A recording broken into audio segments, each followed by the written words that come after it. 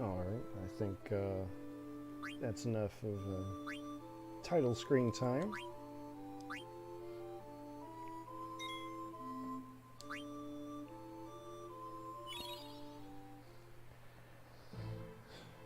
Alright, so, it's been kind of a while, has it? Almost a week, 5 days. So welcome back to Final Fantasy IX. Last time, some serious shit went down. Shoot, I don't even know where to begin. Let's see. We saw...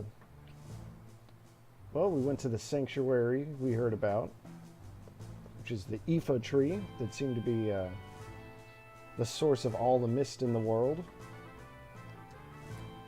See, we beat up the guy that was responsible for it. Hi Tia, welcome. This is true, that does seem to be the case in Final Fantasy games. Let's see, so we stopped the production of mist. That was fun. I totally cheesed my way through that boss because I could. We saw Kuja use the summon magic that Queen Braun stole against Queen Braun, thereby stealing it himself, and then killing Braun, so that happened. Then Princess Garnot, well, now she was on the verge of being coronated to become the new Queen of Alexandria, and then suddenly Kuja attacked again. So, it's time to deal with the aftermath. Alright, important questions. Where is she?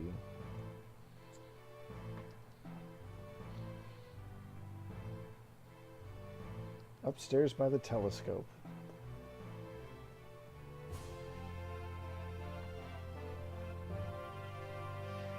Oh, blank. He knows Zidane so well.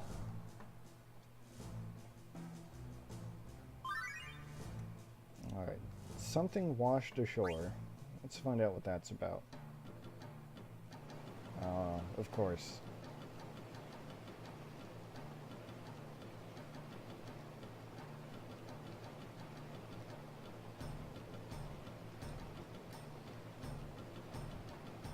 He kind of did just admit that, didn't he? He had to process some things.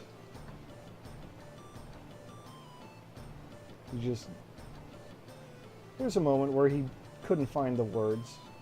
Anyway, here's Quina.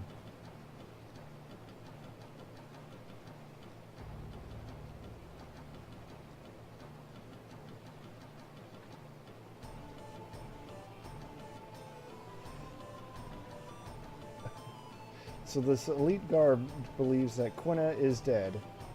The elite guard is quite wrong.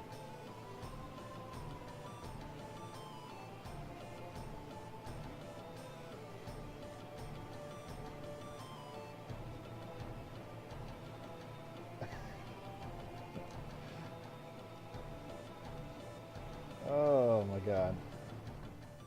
So, one of the little things that happened is in Treno. That's right, we went back to Treno. How could I already forget that? With the stupid card tournament. Anyway, Quina showed up there somehow and was so hungry that they hallucinated and jumped into a river. And apparently that washed them all the way to Lindblum. Okay, I gotta go to the royal chamber. Fine. Oh hey, there's Aaron. Oh, that's not Aaron. That's some other sailor in the same uniform. But I think you can get that cutscene whether you see Quina jump into the river in Treno or not. And I think the implication in that case is that Quina swam all the way from the outer continent.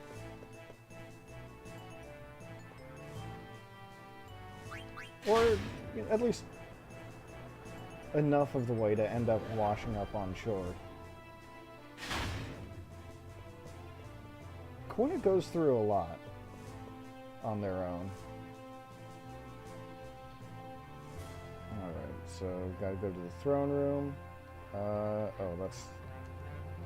that is the way. The banquet hall is below, now I remember.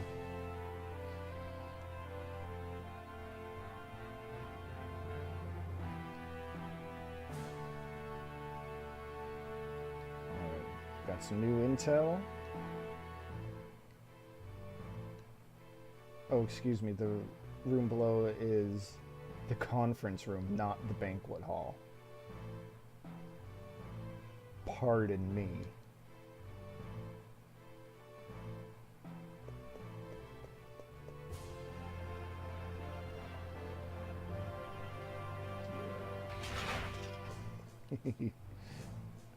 What a fun little surprise for everyone.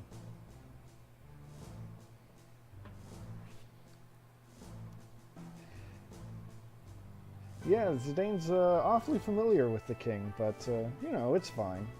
I mean, Zidane kind of sort of works for Baku. Baku goes way back with Regent Sid. It's cool. Besides, he's a regent. He's not a king. I don't know who's supposed to be king around here, but not Sid.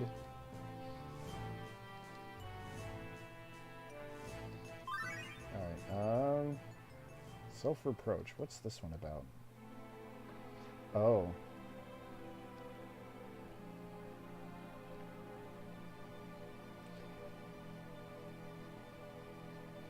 Oh, this is what I get for not actually going to the telescope.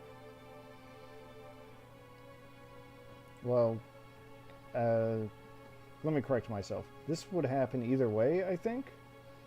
But I overlooked something by not going to the telescope.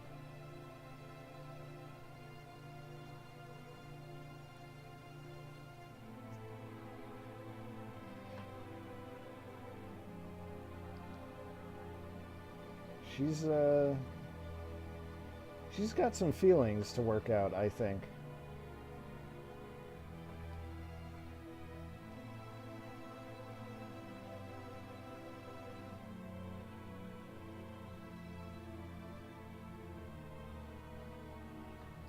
Is it going to be apparent here what I overlooked?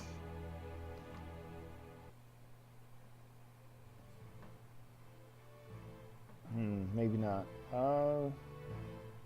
Well, we'll give it a little while, and if it doesn't come up, then I'll just talk about it then.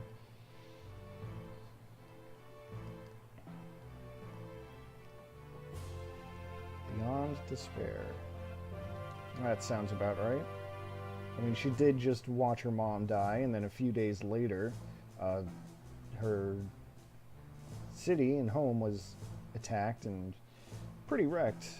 So, it's probably gonna cause a little bit of despair.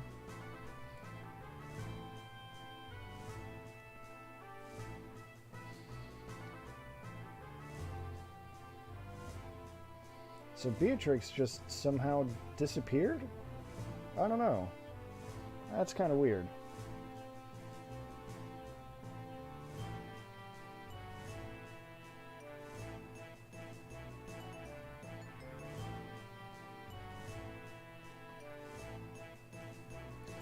I mean, I don't think she's dead. I feel comfortable saying that much. I just don't know what happened to her.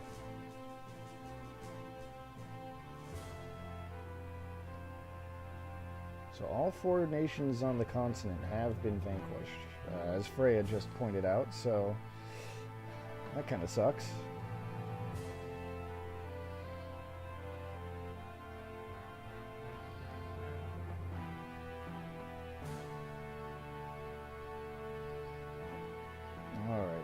Amaranth being a wet blanket, so serious all the time.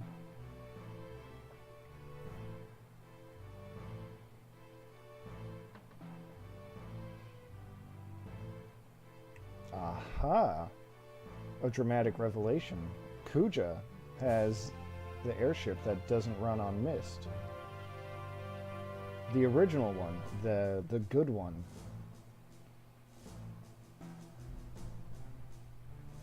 Oh dear.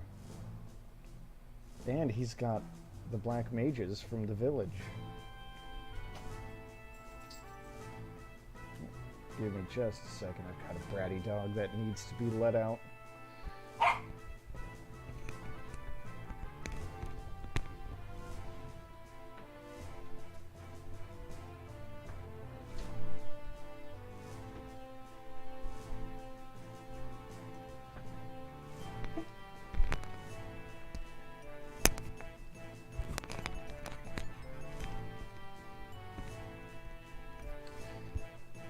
I don't know if you heard that yip, but if you did, that's why I sometimes like to call her my little pipsqueak. Anyway.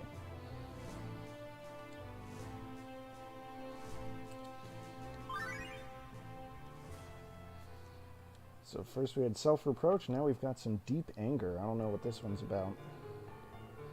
Oh. It's about Kuja.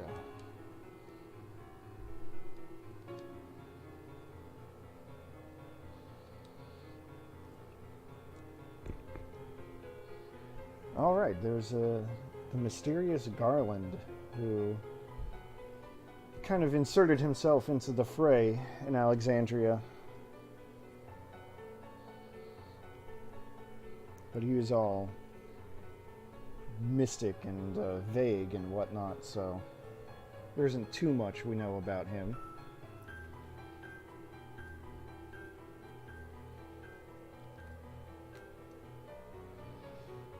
And there are the clowns.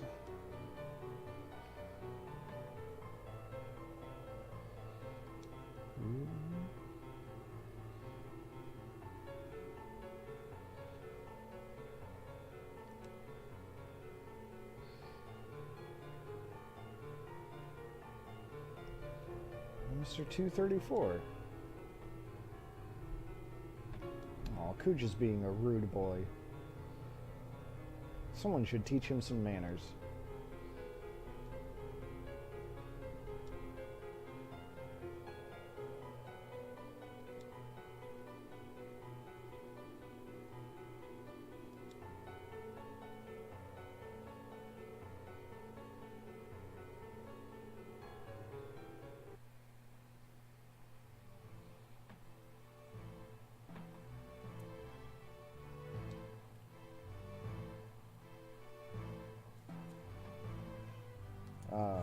So now Zidane has learned of Regent Sid's story. I guess technically he only told Princess Garnet before. But I'm leaving this up for a little bit because Zidane, I need you to pay attention. Pay attention to this text box. Alright? Alright.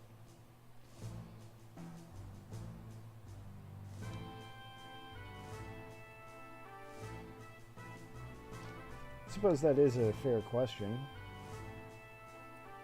How did Kuja end up with the ship?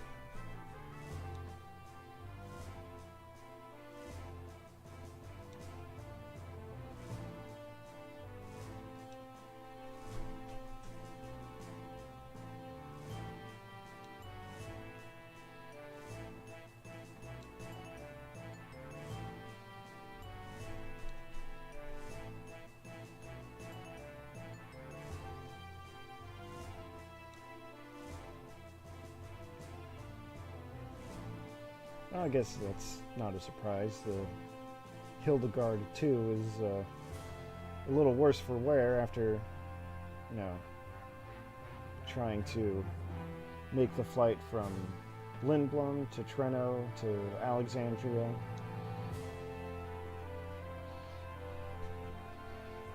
And it's kind of hard to, you know, engineer with a bug brain, I guess.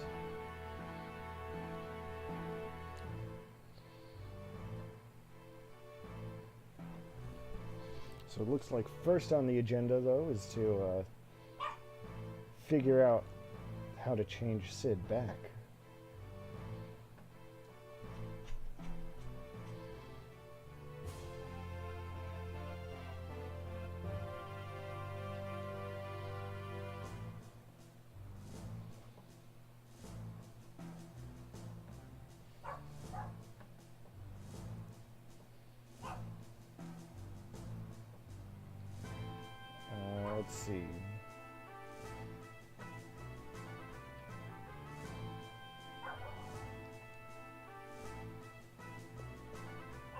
Oh. Energetic is one word for it, Dr. Tot.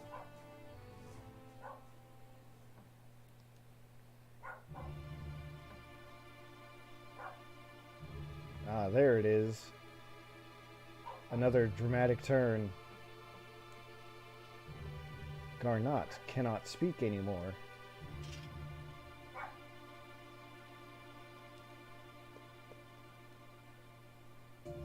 So that side cutscene before was just her more of an internal monologue. So I'll point out that nothing she said, she actually said out loud. It was all in parentheses. I think that's supposed to mean those were thoughts and not actual speech.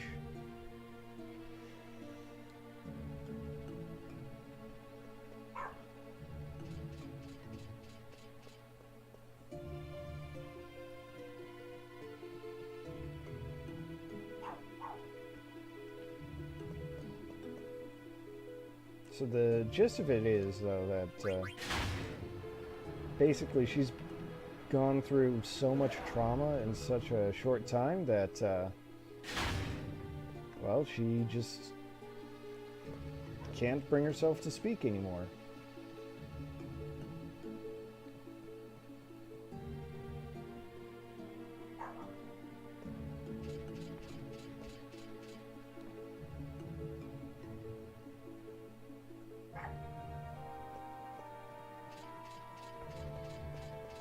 Oh, everything is going to be fine.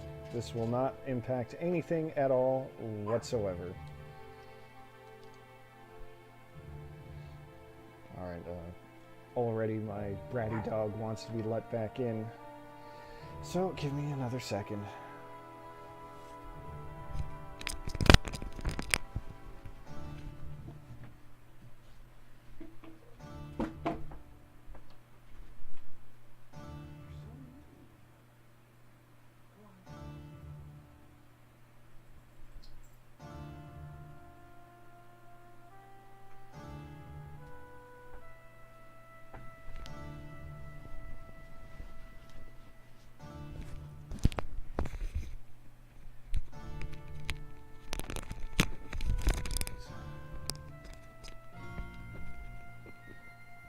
Okay, there we go.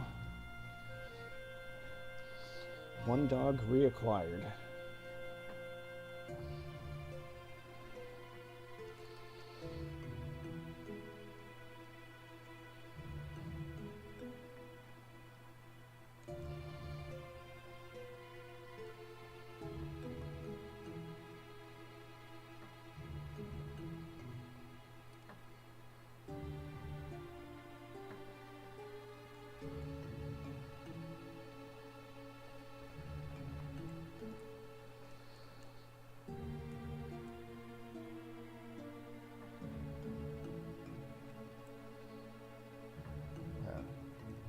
Yeah, see, Tot is right. It is only temporary.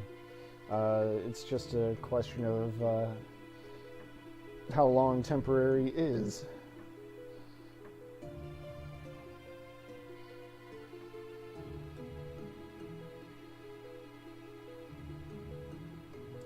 It's a shame that this is a world without any kind of internet. It means that she can't just tweet her way through it.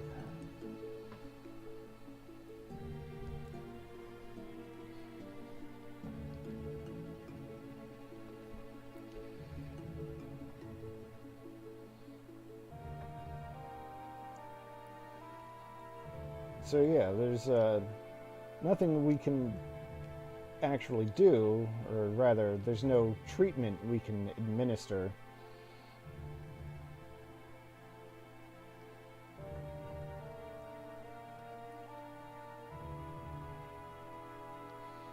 I do like Zidane's plan, though.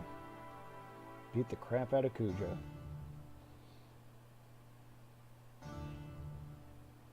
Yeah, Steiner is, Even when he's being good, Steiner is still kind of an oaf. A real lunkhead.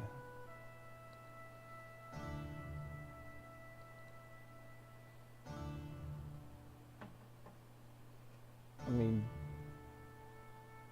Dr. Tot just said, let's try to keep her heart at peace. And he's over here just bawling like a baby.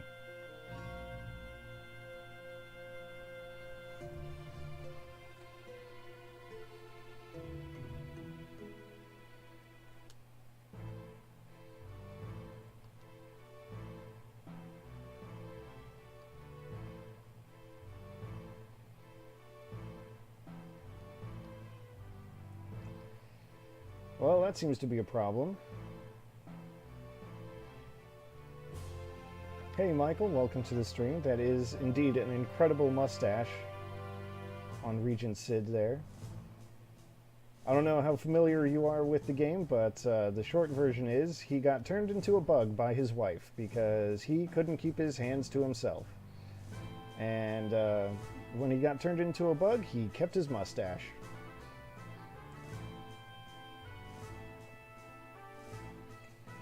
So now we're going to see if there's a way to change him back without using a spell.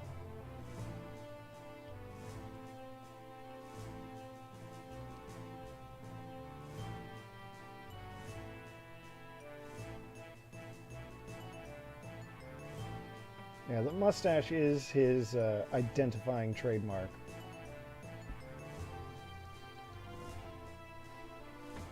Alright, so we need 3 ingredients. Unusual potion, beautiful potion, and strange potion. We don't need to worry about the ratio, I'll tell you that much now. Well, Michael, I hope you enjoyed your stay in this little trip to Final Fantasy Town.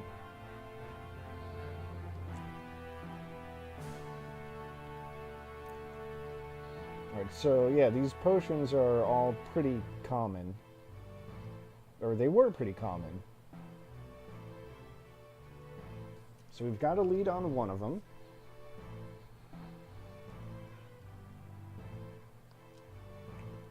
And I guess we'll just look for the others. It's honestly not a hard search for them. They're hanging around. My hammer.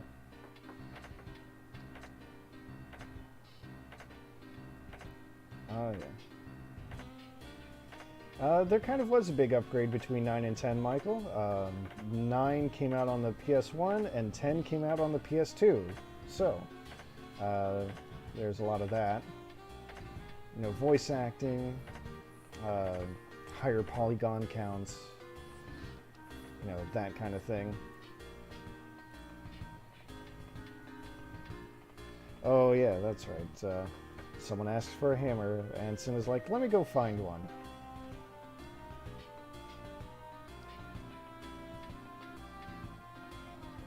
Cinna refuses to let anyone use his hammer.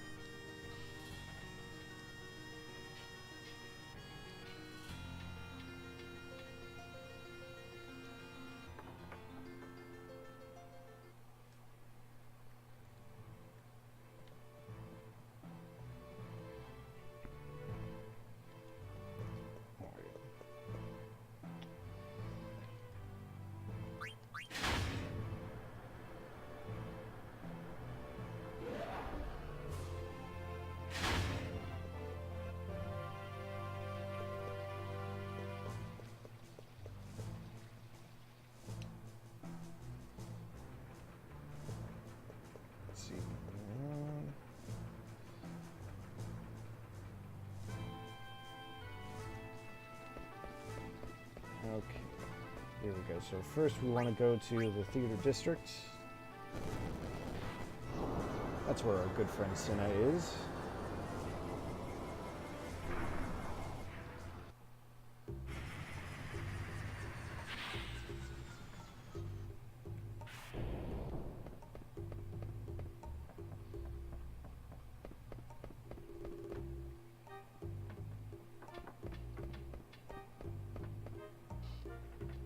Oh, hey. Look, it's Cal. Remember Cal from way back when?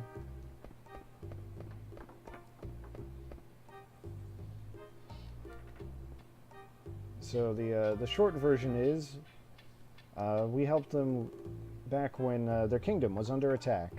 We saved their life.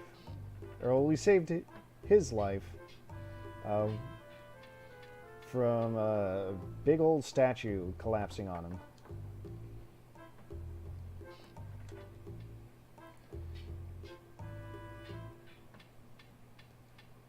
Zidane told him, hey, go to Lindblom. The regent there will keep you safe. And, well, there they are. Let's see, a rally.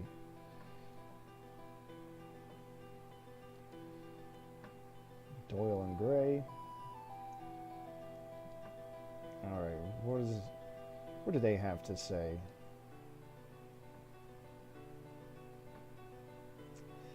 Ah, Dan. That's right.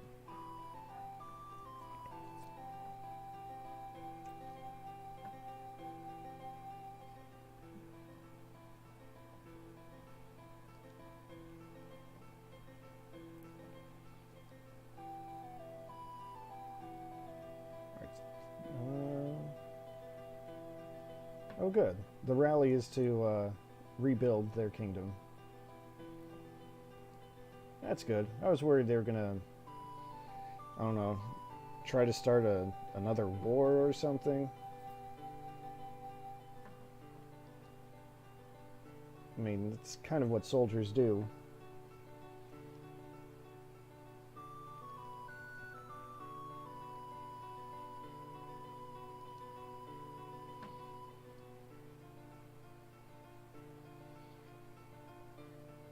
Sir Fratley.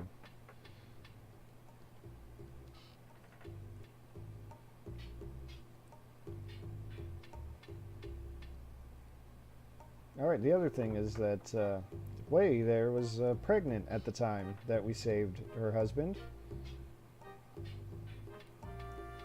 He was like, hey, by the time you get back to Lindblom, I'm sure my kids will be born by then. And here they are. They sure grow up fast.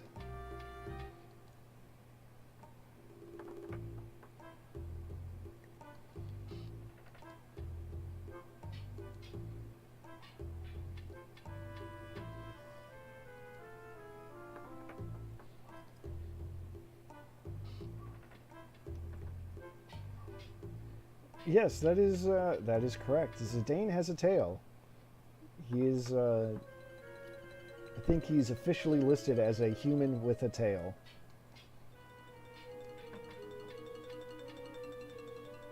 That may or may not have any significance, but no one else seems to have a tail, and, well, except for the people that are supposed to have tails, like the rat folks here.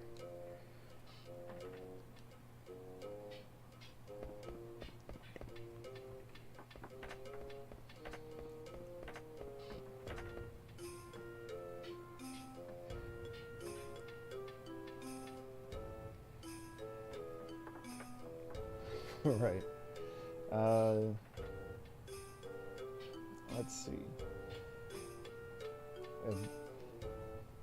Fortunately, this seems to be the kind of world where no one really minds if someone has a tail or not.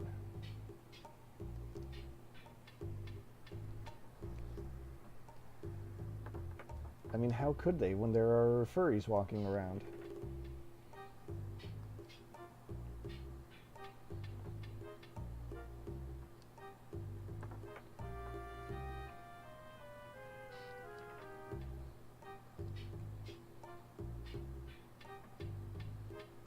So we're getting our first potion pretty easily.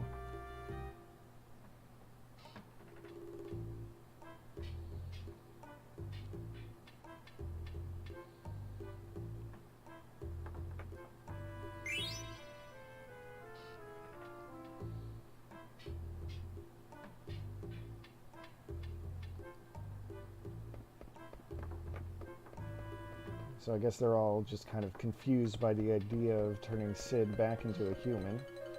I'm trying to remember where the other two potions are. lapis lazuli. I won't bother then. Oh, hey, Michael. It's Michael.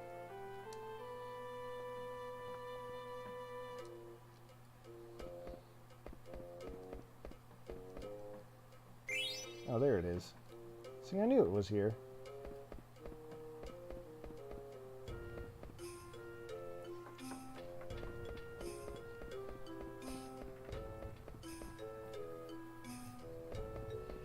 Yeah, an artist and a studio and everything. Let's see, now we want to go to the business district.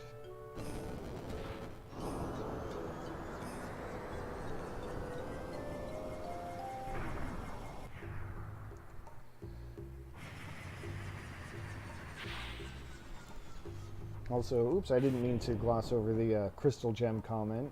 Let me take this opportunity to say that Steven Universe is fantastic. I think that's all I really need to say on the subject, but yeah. Anyway, here's Sagittarius, just chilling in the corner here. You can't get it until Lindblom is under reconstruction. Otherwise, I would have gotten it earlier. Alright, so this lady was the shopkeep around here.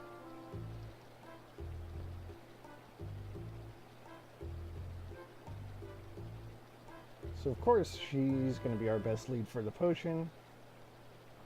And just like that, we've got all 3 potions. See, it's really easy. They were not kidding when they said that they were super common. Now we've got some weapons to buy. Let's see. Oh, we've got a healing rod, magic racket, ice lance sounds fun. So does the coral sword. Cypress pile. Just give me all the weapons and armor, I guess.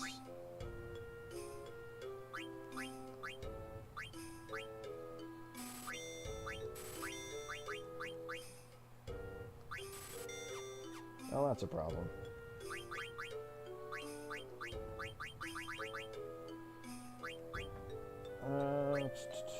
What do we have here that would be fun? Raises earth attack. Nulls ice damage. We'll go with this. Sure. Because it keeps his strength up. Egoist armor. Reduced by 100. Wholly reduced by 100. No, I'll just hang on to that for now. Do I have anything I can sell, though? Because there's still some armor I didn't get a good look at.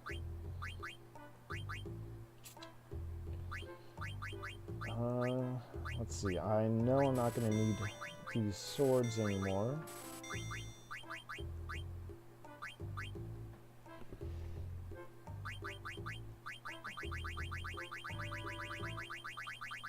But that's it. Disappointing.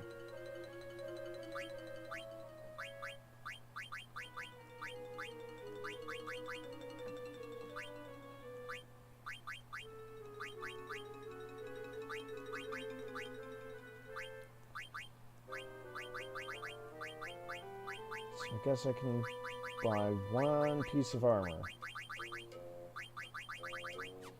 But you know, I just remembered, well, first of all, I remembered that I have to turn on master abilities again.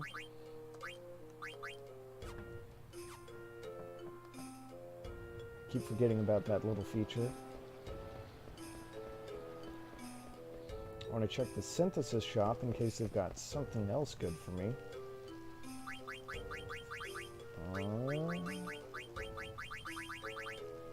No, I've got everything there that I care about.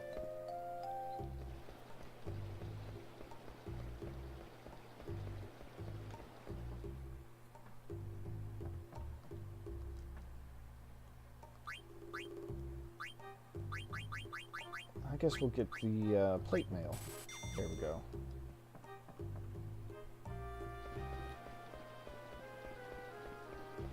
I can't help but feel like one of the side effects of playing with boosted experience games is that I'm not grinding, which means I'm not getting as much money. I may have to find a way to mitigate that, but I don't think Zidane can do that on his own.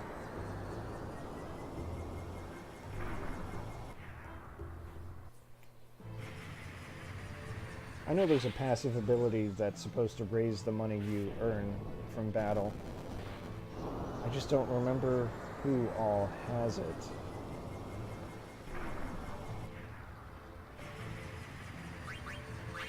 I guess I'll check to see if Zidane has it, because if it's anywhere, he'll have it. But he does not. Okay, that's fine.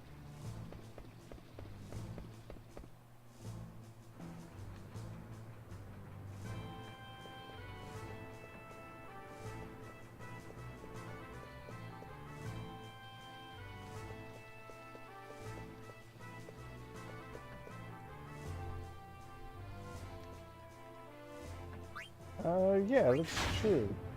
Final Fantasy isn't all that grindy.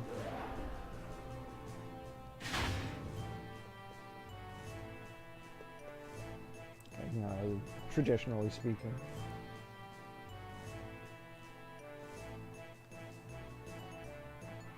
Alright. I still gotta talk to the guards? Jeez. If they're expecting me, why can't they just let me open the door?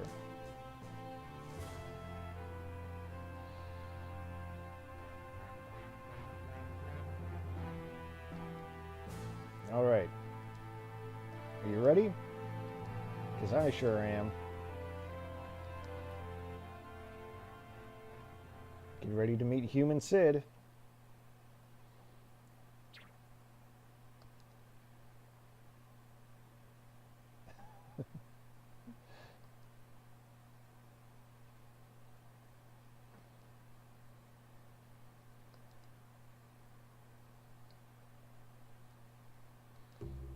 Alright, I was being cheeky. Sid is not a human. He is now a frog. So the transformation potion kind of worked.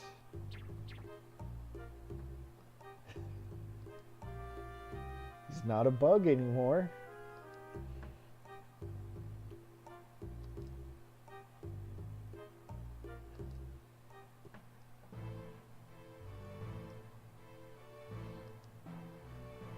And that is why the stream is titled what it is.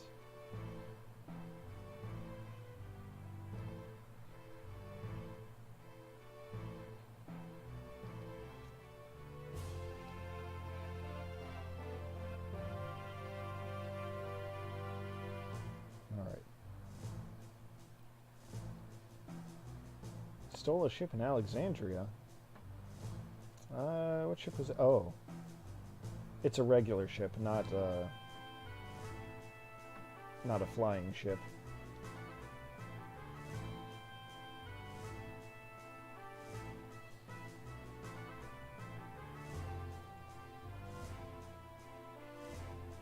Alright, I like what Vivi's thinking. Let's go visit our friends in the Black Mage Village again.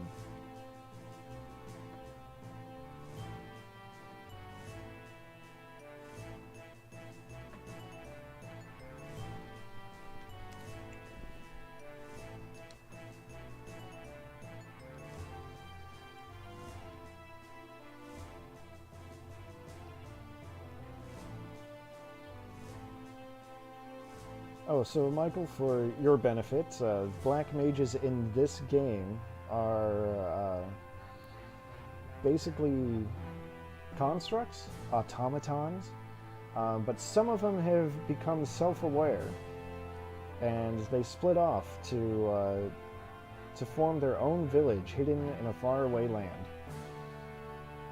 Golems is a good word. They're magical golems. So little Vivi there, dressed like the traditional black mage of Final Fantasy, He's also one of them.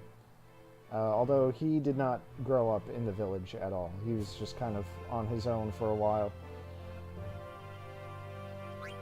No free lunch. This has to be a Quina thing.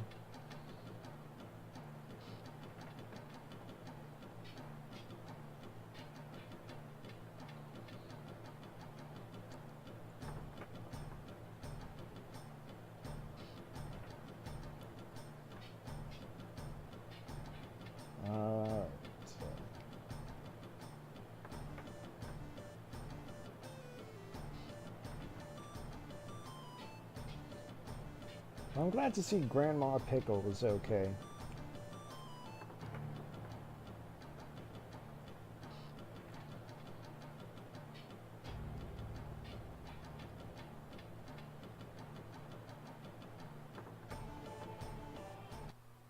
I think Quina is eating more than one pickle there.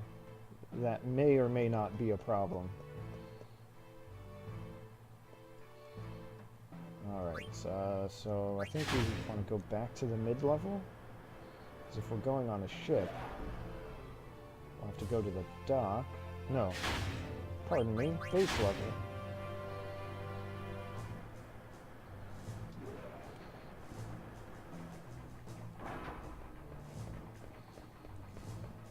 Alright, so before we couldn't go to the Serpent's Gate. Because, well, the first time there was no need, and the second time it was occupied by a military force. But now it's fine. Can I check anything out here? Wait, you know what? I better go pick up Quina, though, before I forget. Oh, there's just a treasure chest right there. Okay.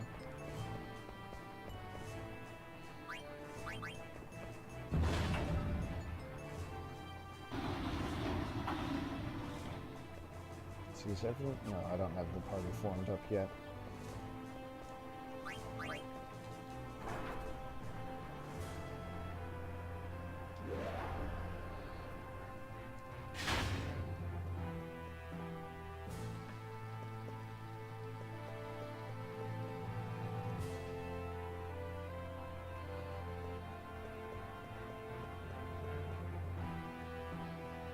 Oh, sometimes I wish that more games had what the Xenoblade games have, where you can just kind of quick travel. Just press a button, pop open your map, and pick the major landmark that you want to go to.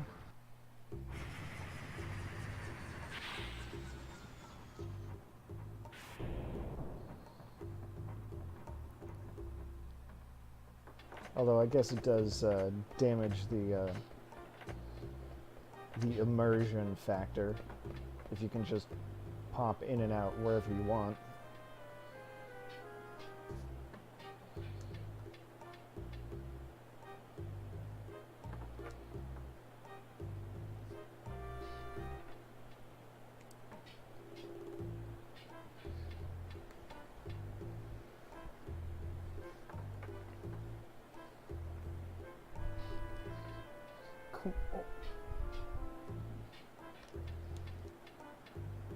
At this point, Quina still doesn't understand that you have to pay for food.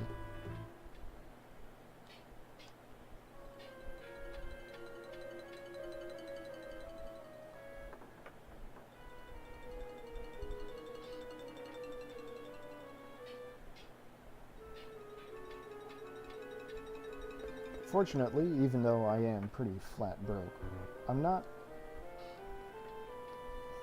so broke that I don't have 100 gil on hand. Anyway, that's Quina back in with the group. Anything fun for Quina? I guess the mantra band is a straight upgrade. I'll hold off for now.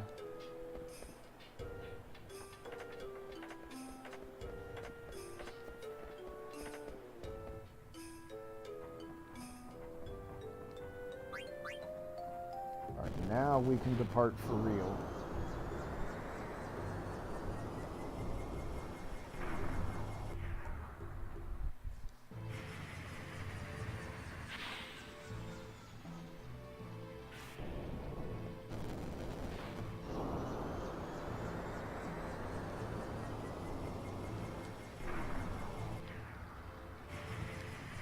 Actually, now that I think about it, yeah, there's the ability to get more gil after battle. I'll turn off High Tide. That's not super important. What does Healer do? Oh, we'll do that. That sounds fun. Healer makes it so that when you attack, well, you heal damage instead of deal damage. So I'll just need to remember to not attack enemies with Quina. I think it only applies to physical attacks, or rather the basic attack command. I'm not entirely sure. I guess we're gonna find out sooner or later.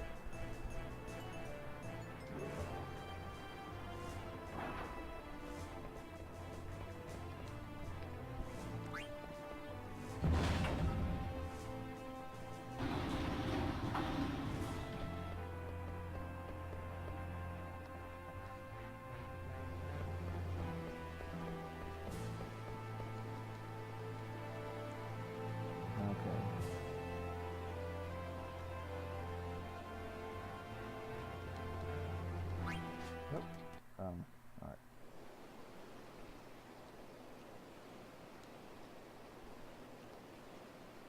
Yo. Oh, it's blank.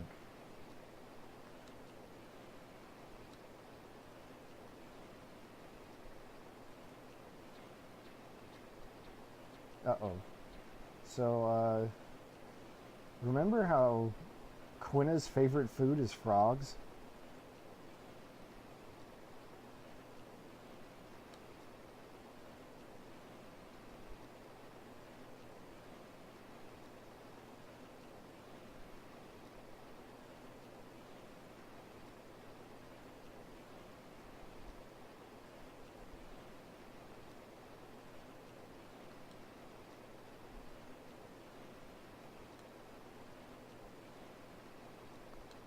Alright, so we've got Quina in our party, because I want to see how healer works as a skill. We'll put Garnot back in there. And it's been a while since we had Freya, so let's put her in. That seems like a fun party. Alright, so welcome to the Blue Narcissus. This is our ship. That's all there is to it. It's a boat. You can go around. I think you can dock at any beach. Ooh, you know what that means? I think that means I can do a little chocobo detour. I'm trusting that no one would mind. I just have to remember where that beach is.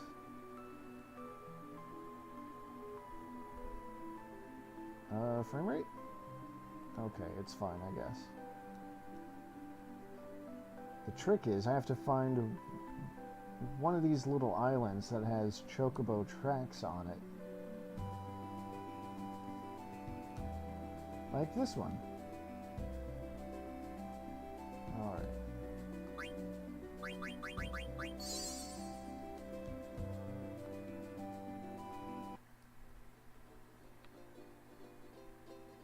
The other trick is it's kind of a long way around to get to the chocobo location I'm thinking of. I'm hoping I'm going the right way.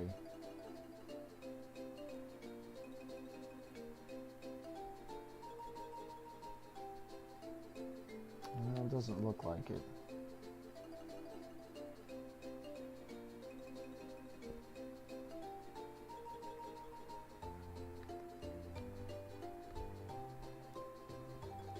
Maybe it's on the other side.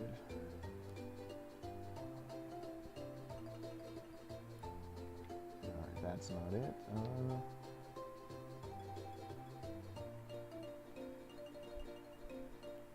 But hey, that just gives us some time to enjoy the music.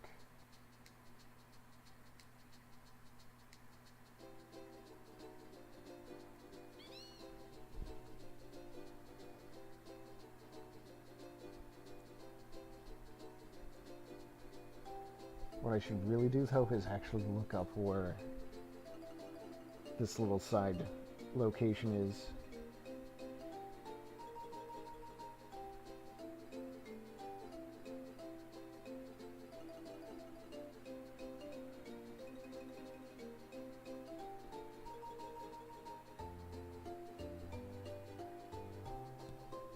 Oh, that's way down there. Okay.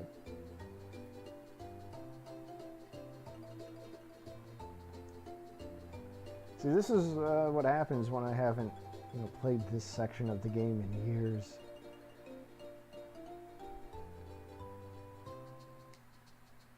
The last time I played through it, I think I only got as far as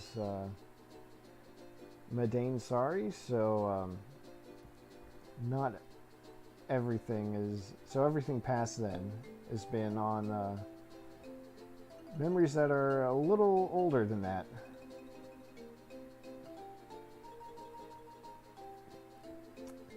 Alright, so that's not it. I was sure that was the spot where you summon the Chocobo from, though, so maybe I have to just go around?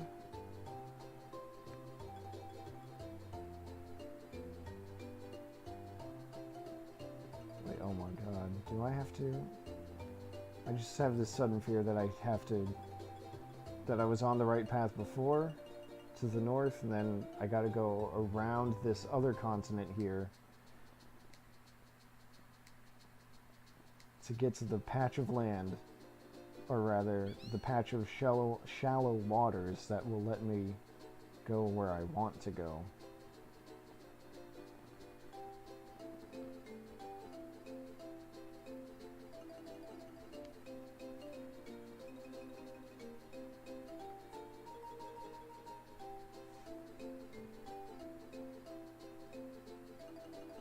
Or not? Alright, whatever. I'm over it now.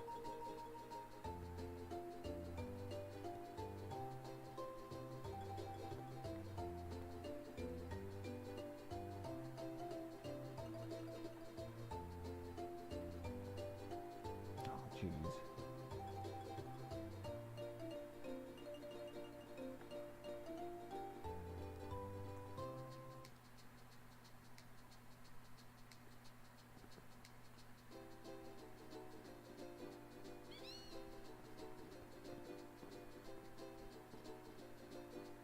Well, sorry for trying to have fun, I guess. Final Fantasy IX. Alright.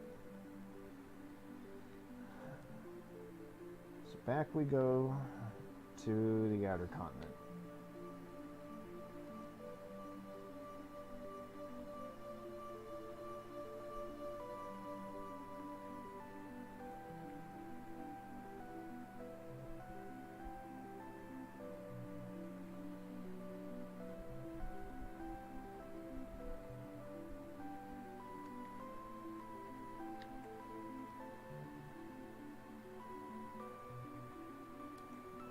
Just double check, so Black Mage Village is right there. Okay. Okay.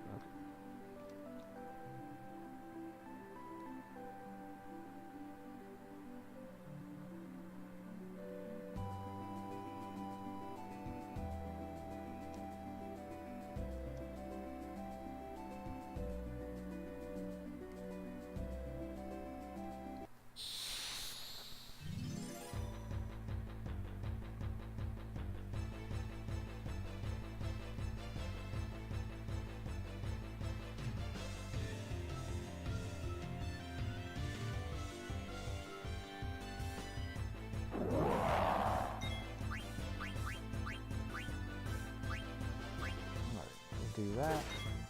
Yeah, there we go. That's nice.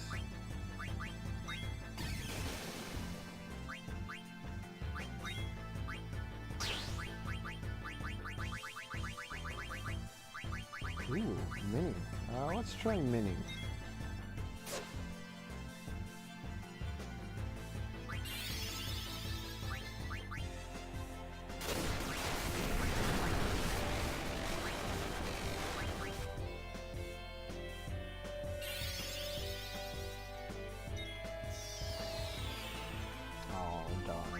didn't work.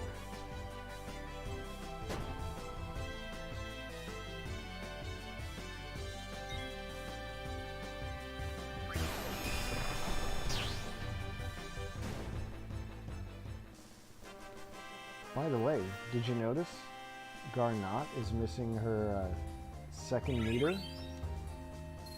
Her transmeter?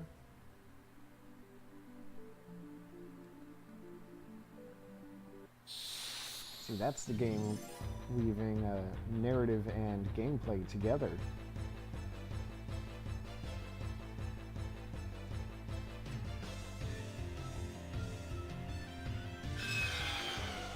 Her emotions are kind of messed up, so she can't really tap into them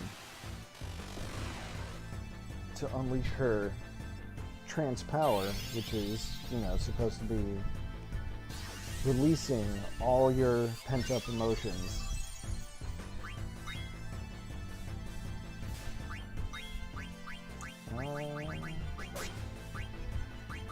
I'm wondering if healer turns magic attacks into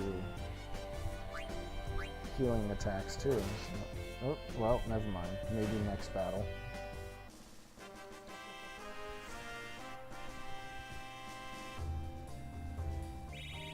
I already forgot to upgrade my party's equipment. Let's do that real quick.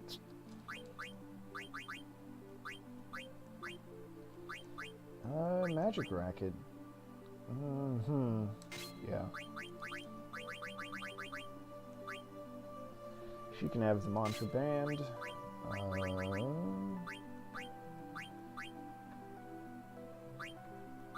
Neither of these are particularly great, but we'll do... Well, the thing is, I'm looking at her spirit going down. I guess it's fine. Put on that ice lance. Oh, she can wear the tiara too, so let's do that. We've got the gloves already. Plate mail. Does plate mail do anything fun? No.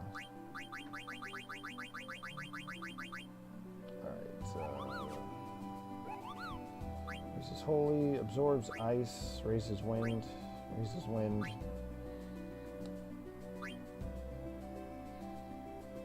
Raises water. Oh, you know, that might be good for her. Let's see. Yeah, because she knows Leviathan. Lapis Lazuli does not teach any summons. Okay, so...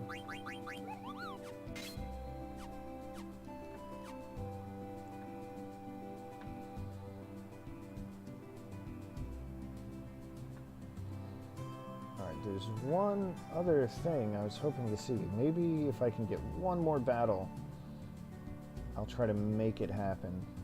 I can't believe I'm actually looking for a battle now. But here I am. Anyway.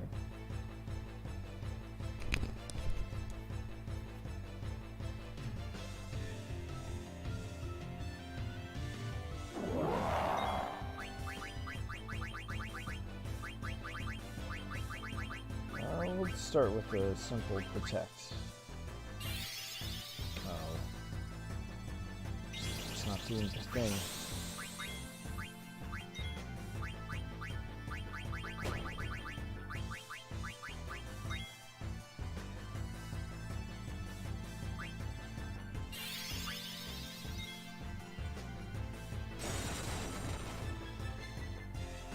Okay, good to know. So only basic attacks have a healing effect now.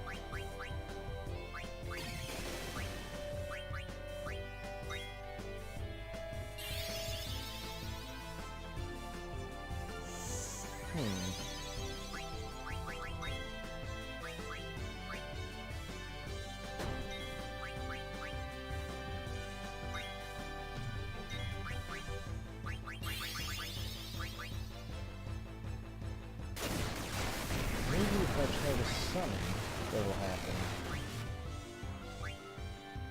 Ah, there it is.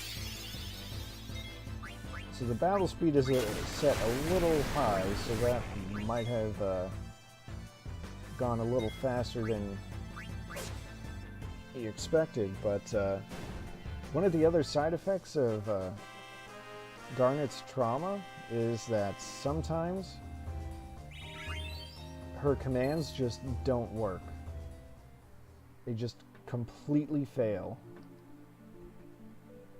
Because, well, I guess she's distracted.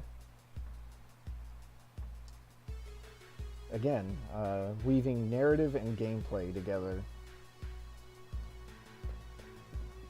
Alright. So, honestly, at my next opportunity, I'm thinking I'm gonna take her out of my party and put Eiko back in so that I can have, you know, a reliable source of healing. Alright, so that's locked. No mail. I'm not going to do anything bad to Vivi's friends, although I suppose I'm not the one that needs worrying about.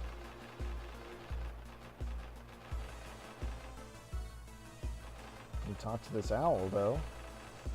I guess it just flaps its wings. Honestly, I thought it was going to be like a fan kind of thing. Just flaps its wings to keep you cool.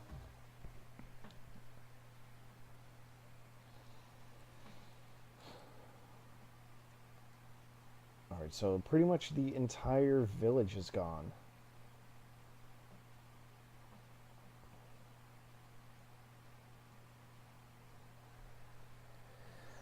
Kuja has exploited their fear of death.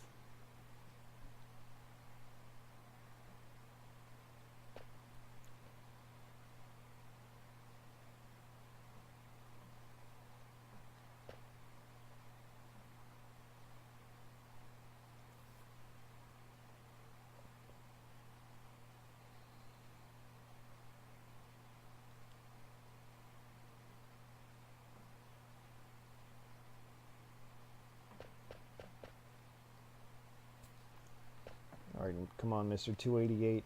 Spill the beans. I guess 288 knows how to keep his lid shut. You know, I don't think I did the exploration around here that I wanted to do.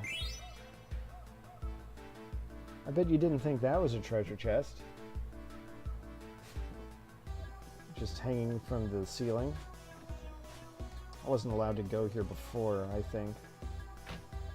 Or, wait. Nope. Oh, the palms was just for the ladder.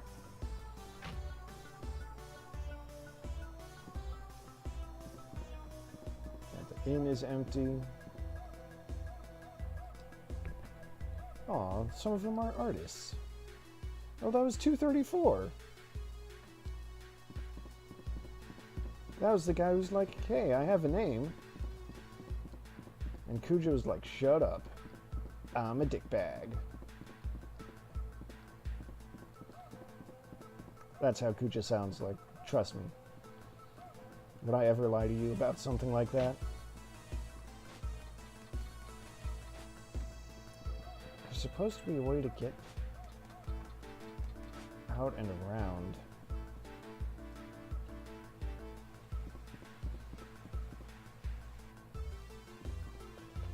Maybe it's through here? I don't know.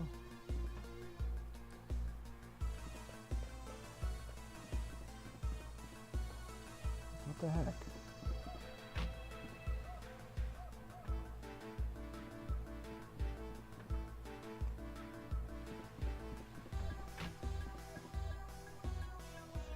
Ah, this is what I was thinking of. Wait. I saw a tiny hint of a treasure chest. The game is very, very sneaky with its hidden treasures. I knew that one was there. Is there any other place I could go? I feel like there's supposed to be. Well, I guess it's fine. I put it off long enough. Let's go see the Chocobo Shack.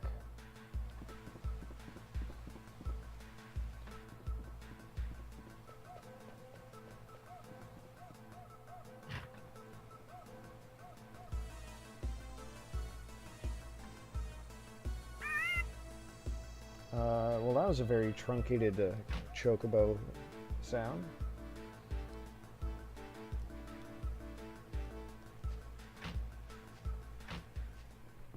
Don't mind me just barging in on this newborn baby Chocobo. Look at him, he's so cute.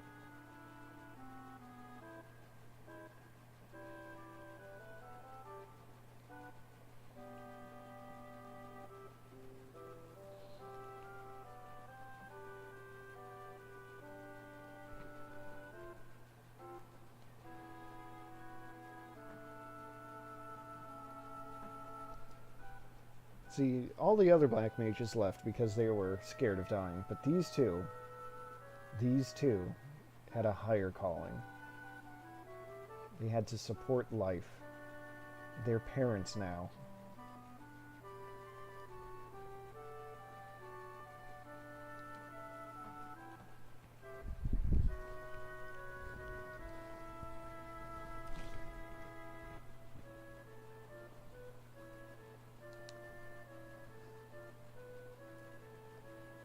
See, are they going to name them now? I sure hope they do. Black Mage number 33 is learning the joy of being a parent. Same with 111. Oh, I guess we'll have to wait to find out the name of the baby Chocobo.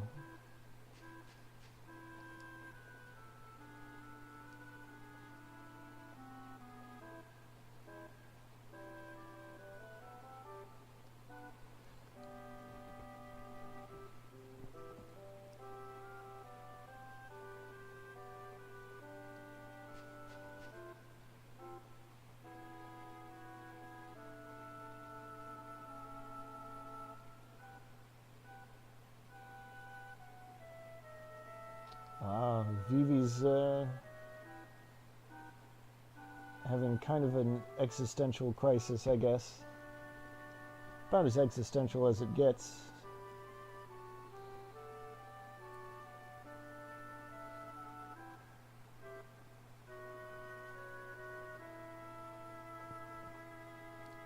So Vivi is a prototype. I'm not sure if that means he's like the prototype, but at the very least he's an earlier form of the Black Mages. An earlier iteration, I guess you would say.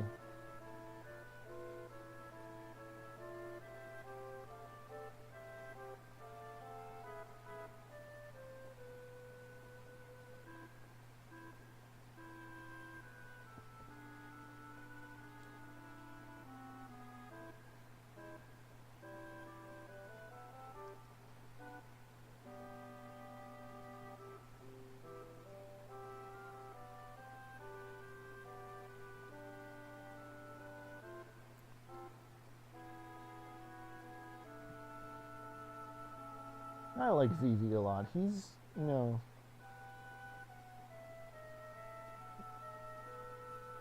he's got that kind of innocence that lets him figure things out. Makes him wise beyond his years. Wise beyond his apparent years, even.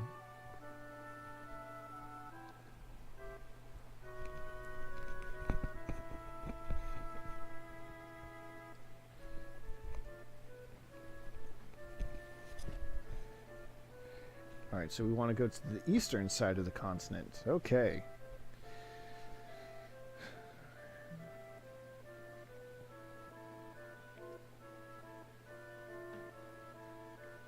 Yeah, see, Mr. 288 realizes that Vivi is strong.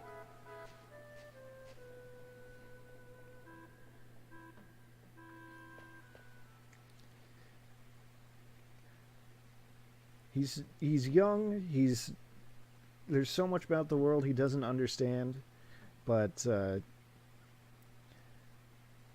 you know, he's in touch with his feelings, I think. He's got a few basic guiding principles, and that lets him see things that others don't. He's able to find the answer to, well, to his humanity, to the question of his humanity, so to speak.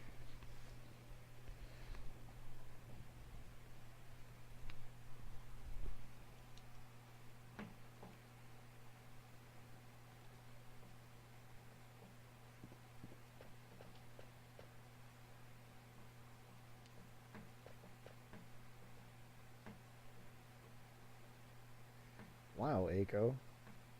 You can't just call Vivi a crybaby. You haven't known him nearly long enough to do that.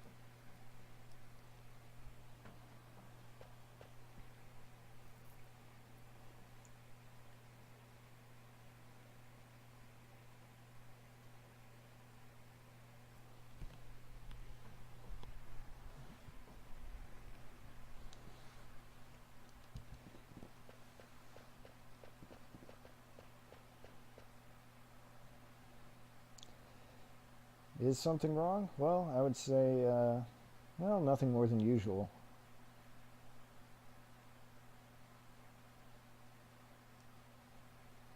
Alright, so we've got a lead. It's time to scoot on out of here.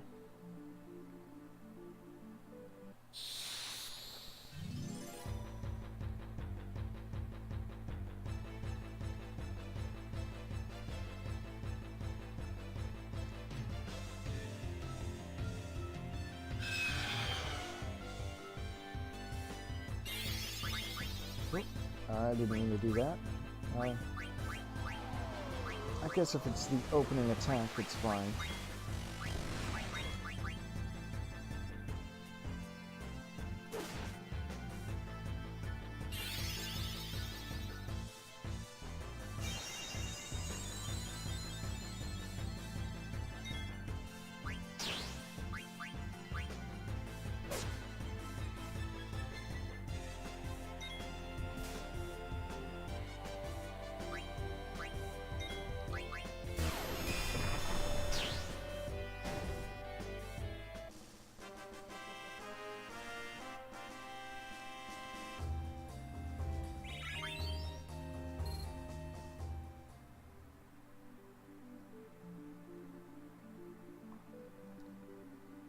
Alright, come on, don't give me another random battle, please.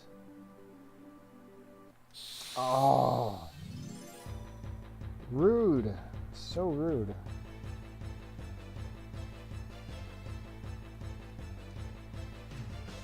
Okay, Zagnol.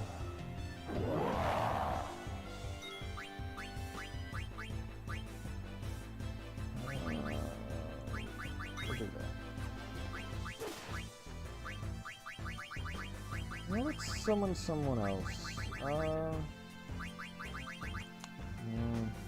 Let's not actually. I don't want to waste it on this guy.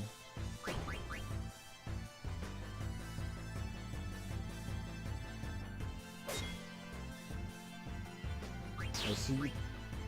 She can even fail to defend. So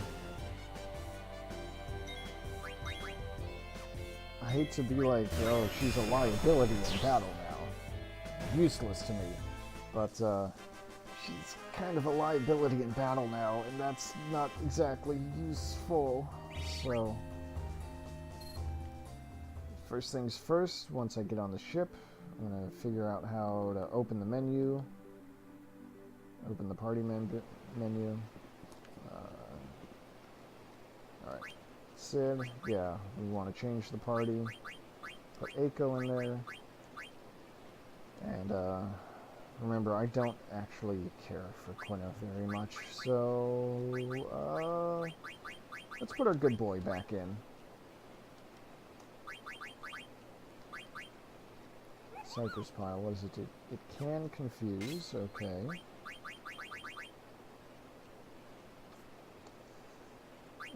This will be good. I want to keep his magic up, though. She can have the magic rackets.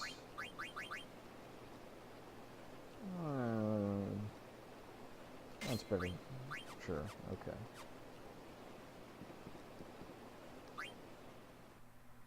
I'm just making up my equipment decisions as I go along. In case you're wondering why I ever seem to contradict myself.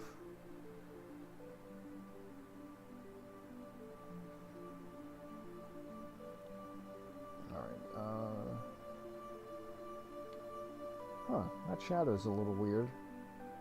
Unfortunately, I can't do anything about it right now. Oh, that's not where I want to go. Where I want to go is over here.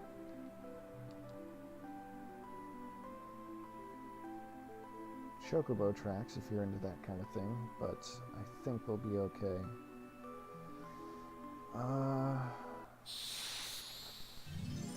So there are 4 pits of quicksand, and I think there's a trick to them, and I don't remember what it might be. I guess I've got bigger things to worry about. Let's see. As a general rule, big monsters are weak to ice, so at least I think they're weak to ice. Huh.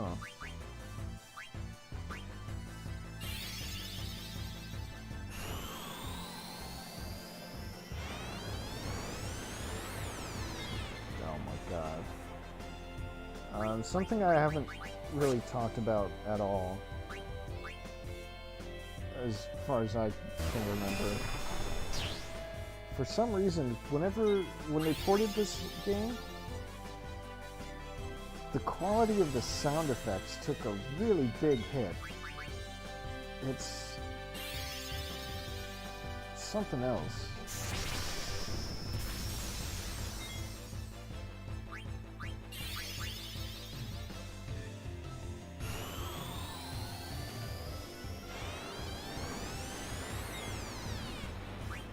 I mean, what even is that sound?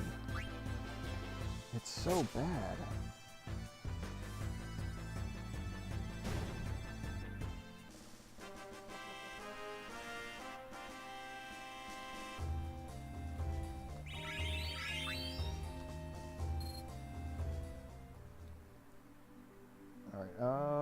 I think you want to go to... Oh, damn.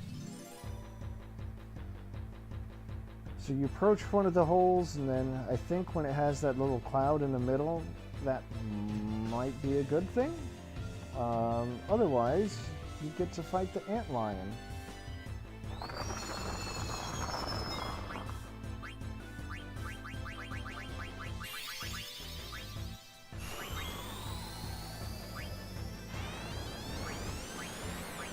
Lion, please, please, I'm begging you.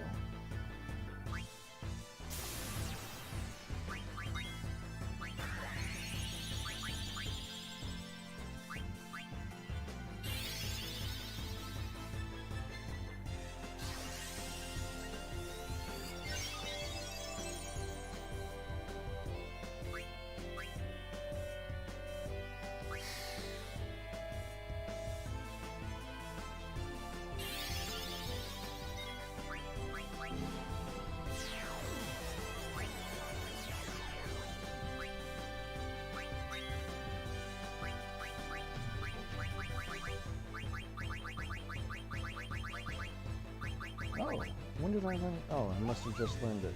Non-elemental range.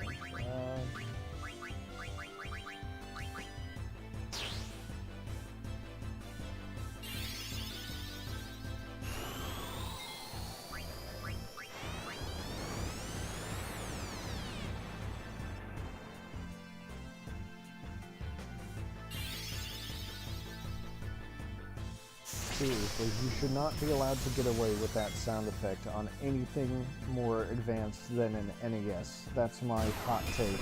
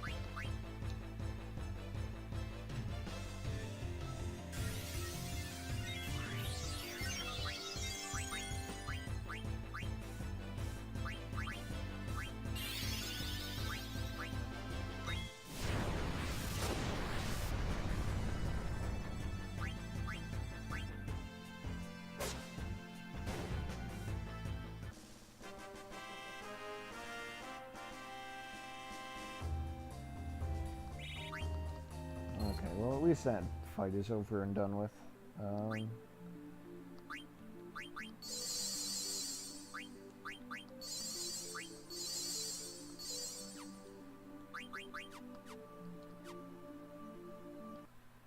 Oh, shit. I thought it would be like you fight the antlion and then check again and it opens up, but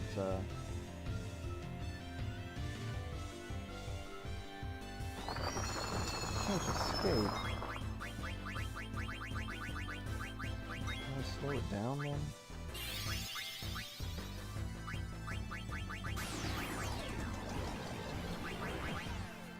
At least there's that. Okay.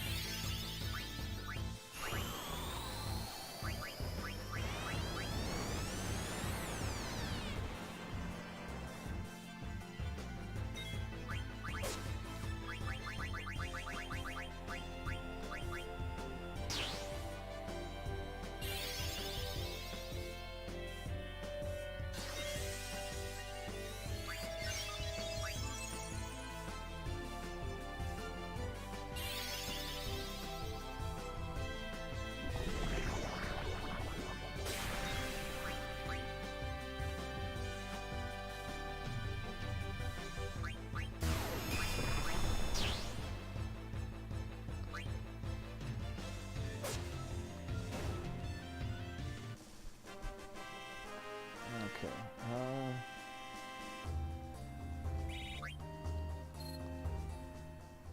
So I might have just remembered exactly the wrong information. I guess it's the one that doesn't have any kind of activity going on, which honestly makes a lot more sense. Oops. I got some ethers to spare. Okay.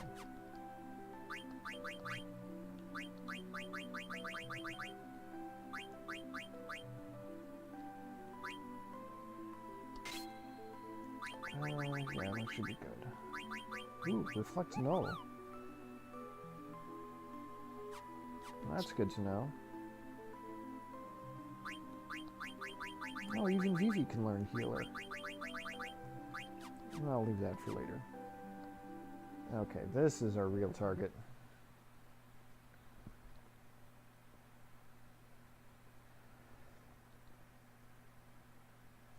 Hoo-ha-ha.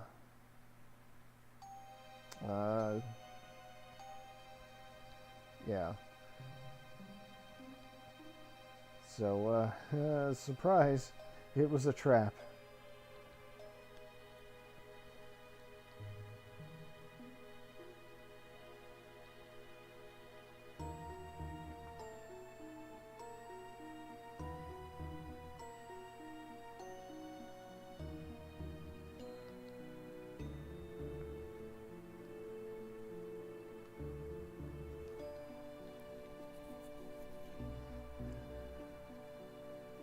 Kuja, you rat bastard.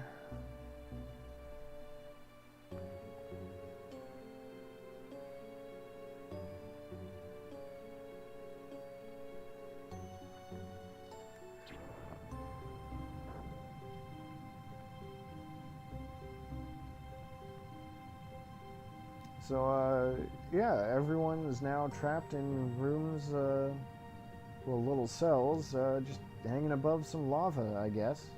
Excuse me, magma, because we're underground.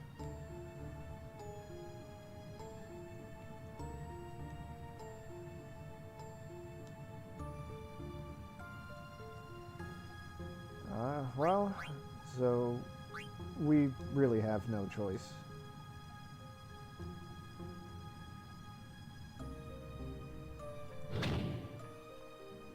Even if you say never, it'll still just kind of make you go through it.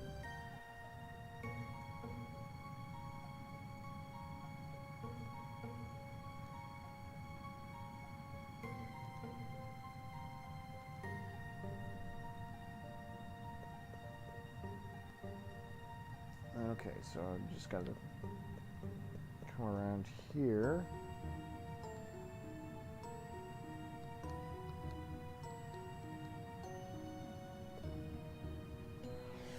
Can I just say that I've always liked Zidane's shrug animation? It's a good one. Alright, I wonder if I can find the thing. There's a hidden thing. Well, guess not. Not yet.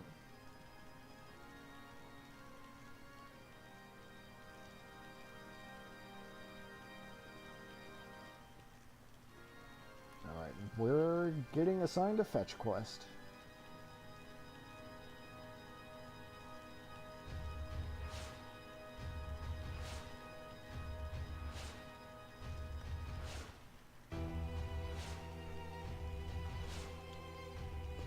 So we're going to a place called an oil vert. Oil vert? I don't know. Putting 3 vowels in a row like that is just rude.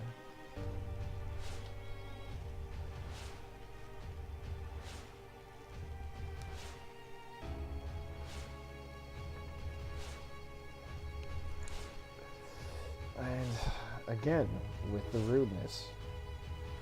So that's actually going to be the gimmick of that dungeon.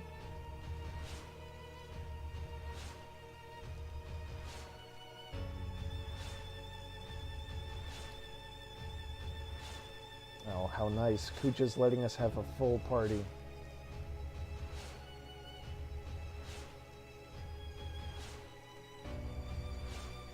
Alright, so yeah, as Kuja said, the gimmick for this dungeon that he's sending us to is that we will not be able to use magic. So basically, we've got a party of. We want to make a party of, physical attackers, and it just so happens that we've got. Well, 4 physical attackers, and Steiner, Freya, and Amaranth here. That's a good point to you. Quina can heal. So I think what I'm going to do, I'm going to bring Freya along. Because I think she can still use her dragon techniques, which does include regen. Plus, she has the Chemist ability, which doubles the effect of potions and ethers. So I can do a high potion for 900 HP, so that's a lot. I'll bring Quina along because, well, as you said, Quina can now heal with basic attacks, and that's not nothing. And let's see, what else? Who else?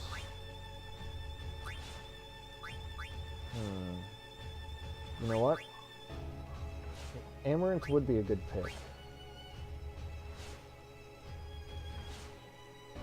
You know, that's some good thinking there, actually, yeah. Yeah, we'll do that. That way, yeah, Steiner is there in case something goes wrong with this other group.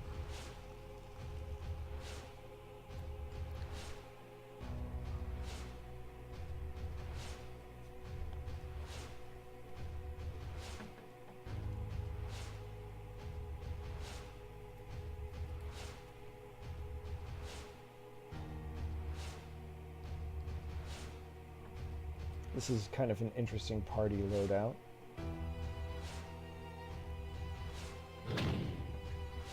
Amaranth also has a healing move, so I'm wondering if he'll be able to use that too.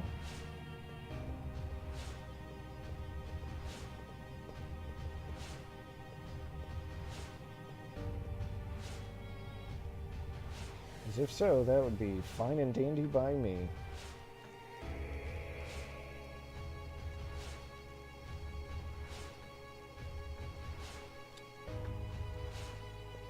Wow, Kuja.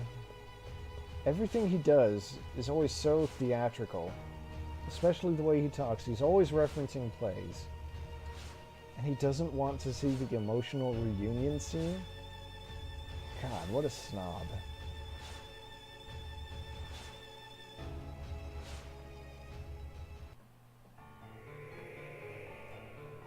Now, as you can see, Kuja has something up his sleeve, so let me check.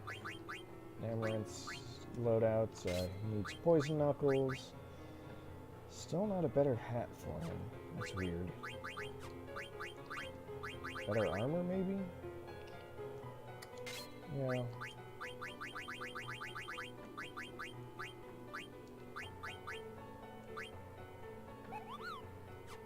There's a spirit.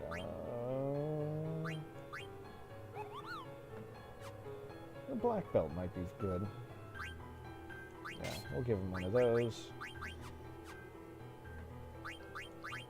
Oh, just want to double check his equipped abilities.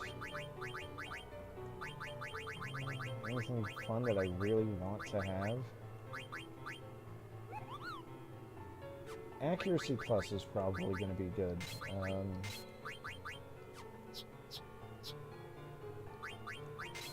Take off Bug Killer to put that on. Okay. I guess I'm fine. Oh, yeah, Michael, that would probably be the Final Fantasy influence. You know, every series has to have its iconic sound effects or whatever, right? So Final Fantasy has those menu sounds. And since Kingdom Hearts is technically connected to Final Fantasy, Kingdom Hearts has the same menu sounds.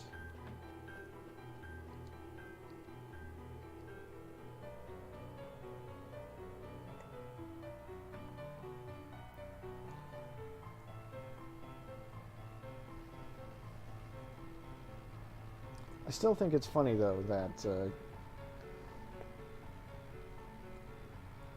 you know, way back when, the fusion of Disney and Kingdom Hearts was supposed to be, you know, like this big selling point.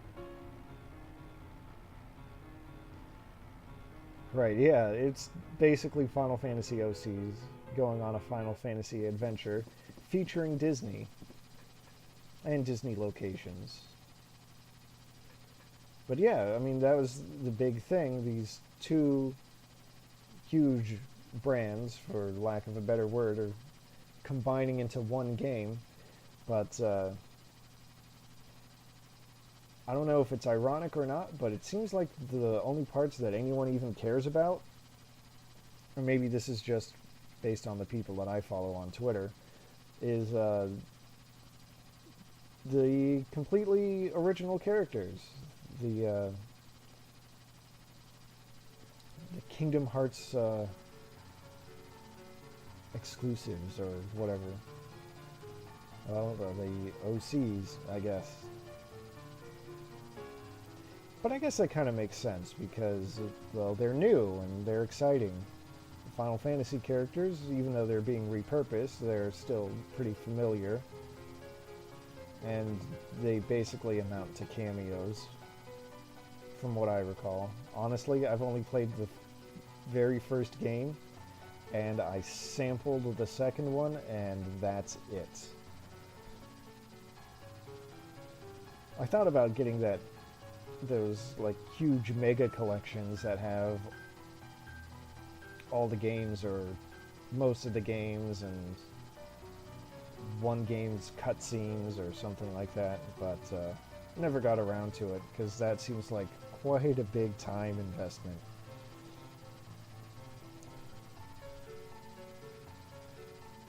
Yeah, I know there's a lot to Kingdom Hearts. I don't want to count how many games off the top of my head, but I'm pretty sure if it's not double digits already, it's really close to it.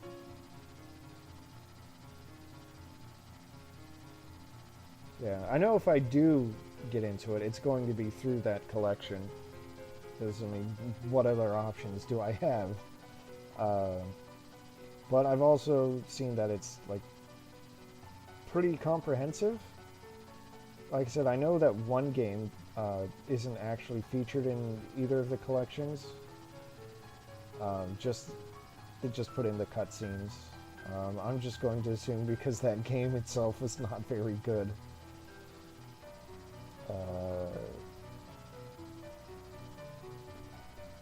Anyway, I guess I'm talking over this scene with the black mages.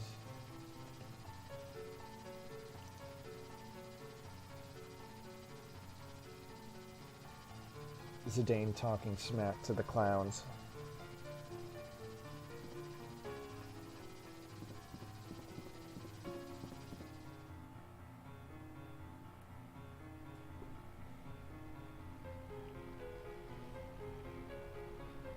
And of course, if it's not entirely obvious, this flight here is completely out of my control.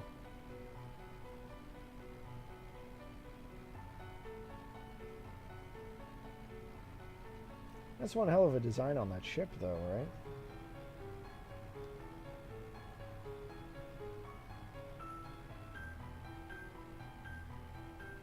358 over 2 days. I know my sister has played that one, but that's all I really know about it. So I'll take your word on the gameplay. Is that the one that isn't included as a game? Or is it one of, or was it Birth by Sleep? Was there a second Birth by Sleep? I honestly can't keep track of it.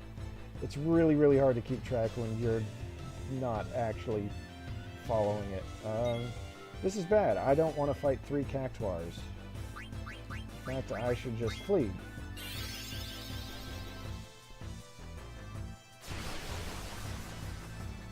Oh right, the mobile game. I forgot about the mobile game.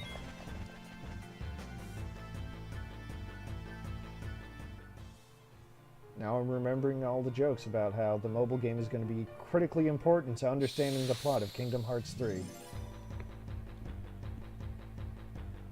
So don't you dare overlook it. Okay, this looks like a better encounter.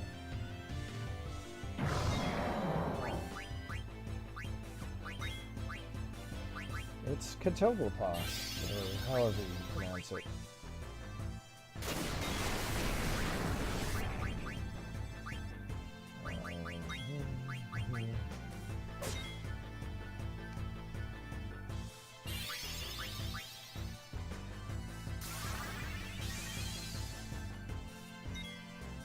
Oh, that's what it is? Okay.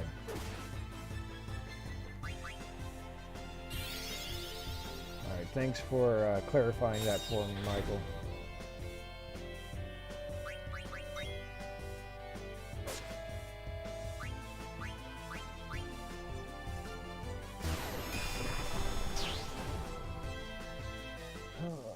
Let's see. Gosh, Freya's falling behind in the damage race here. That's not what I want to see. I guess she's a few levels behind, so that's fine.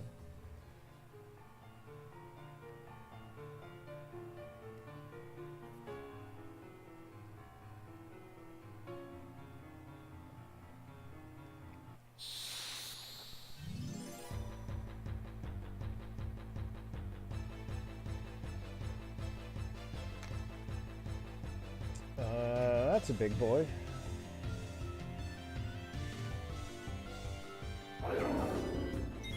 For a second there, I thought the camera was just getting sick. Let's see. Blue magic. What would be fun against this thing? And we'll do... I guess.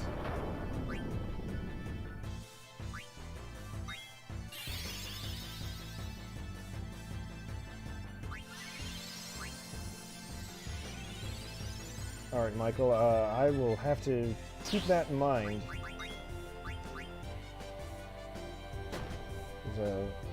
We'll see. I'm sure it'll... That's something I'll have to think about when I'm not preoccupied with another RPG right at this very second, but... I have seen some other good things. I remember seeing a tweet a few months ago summarizing the entire series as multiple generations dealing with the trauma created by, well, some very rude man. Am I going the right way? There are chocobo tracks. At least I can probably start avoiding encounters if I get the chocobo.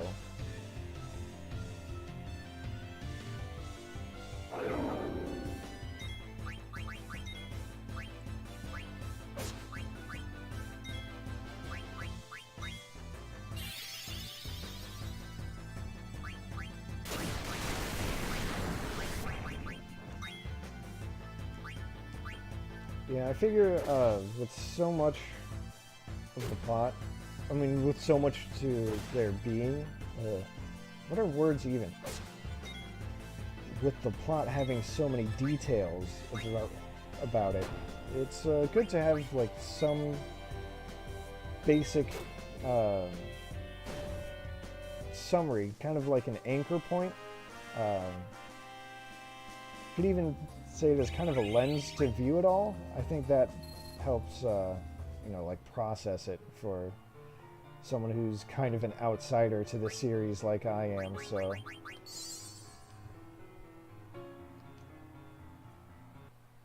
Hopefully, if I can just keep that in mind when the time comes for me to partake in the Kingdom Hearts, that will be that good anchor point. Alright, so I'm pretty sure this is where I want to go. Thank you, Chocobo, for helping me avoid those battles.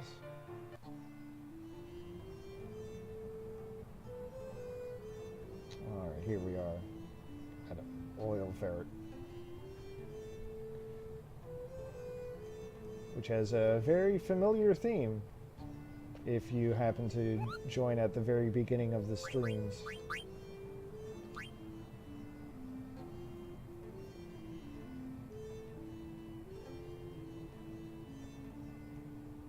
Let's see.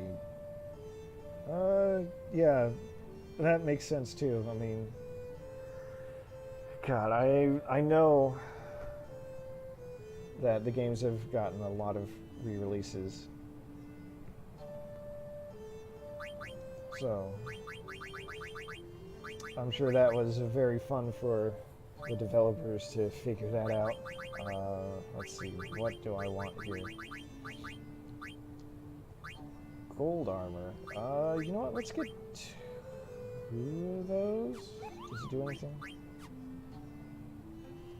Right, I know Vivi is in Kingdom Hearts. I know he's a Heartless in the very beginning of Kingdom Hearts 2. Something about, she's in that mini game where you smack each other and there are colored balls flying around, which sounds a lot worse when I say it out loud, but I know it's just a mini game. I think that's basically as far as I got. Or just the intro sequence with Roxas. I don't know. It was because of an old roommate I had, and I didn't like him very much, and I know that's not fair to hold it against the game, but at the time I was not really into playing Kingdom Hearts 2 with him around, because he had a very bad habit of voicing all of the dialogue himself when I was sitting right there on the couch.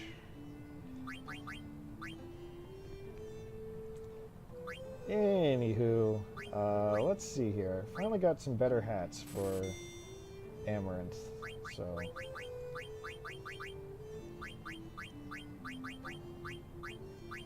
Yeah, plus that guy owes me money, and I've never forgiven him for it. But I've long since given up trying to actually get it from him. Diamond Sword would probably be fun. Fairy Flutes, can't afford it.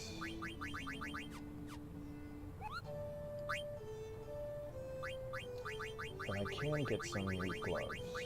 I should do that before I forget. Alright, and just like that, I'm out of money again.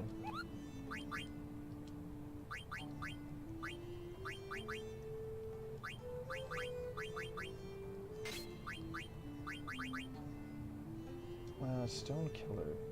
Okay.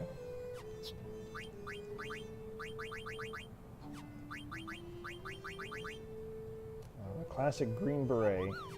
Improves movement, it says. Not really sure how that follows, but okay, I'll take it.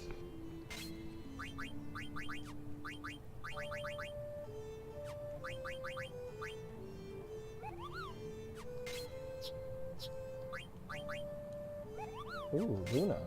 What does that do? Oh, causes berserk.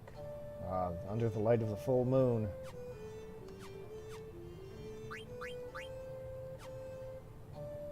Everyone goes, Uzaru. Or something. Ozaru. That's right, it's Japanese, gotta make sure to pronounce the letters properly. Somewhat properly. Oh no! It's these, what the hell are these? Ogres? That's it? They've got these big old bishop hats and they're just gonna call them ogres? Okay.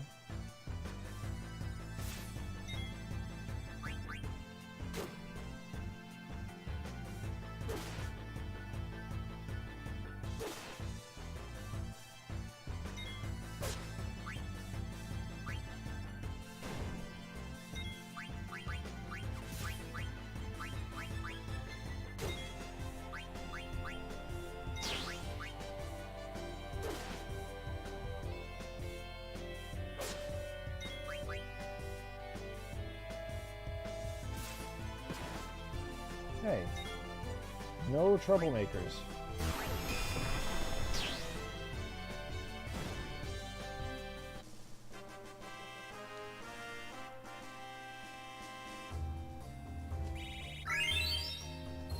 Wow, that sure rang loud in my ear. You know what? That gave me enough money to get some new equipment, so that's what I'm gonna do.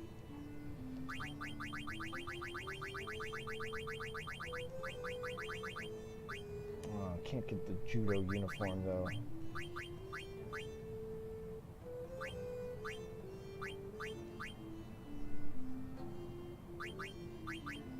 Pinwheels. Oh, that's for throwing. Okay. I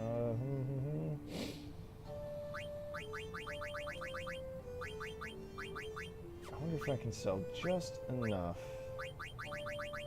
to get a judo uniform, because that sounds like a good idea. I can. Okay.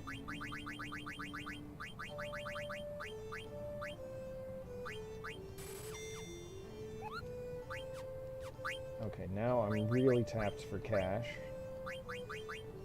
But, got a judo uniform, clothes from a foreign land.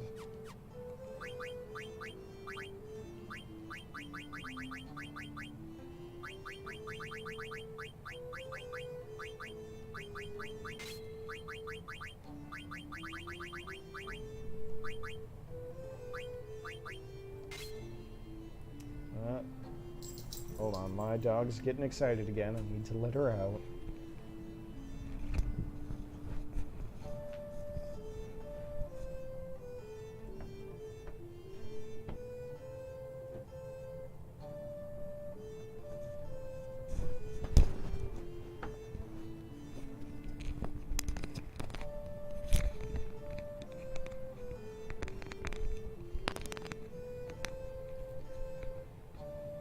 Okay, there we go.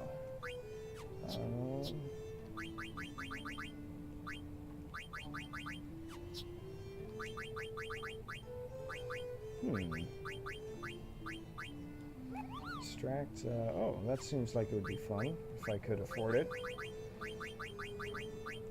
I don't think I'll need dragons. Kill her on. We'll do that.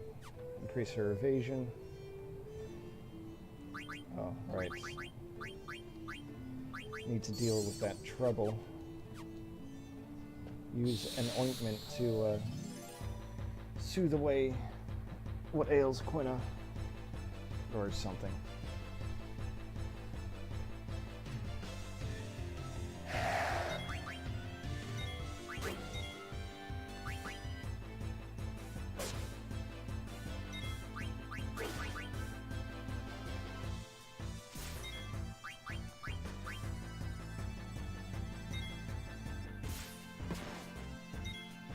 Oh, that was incredibly rude.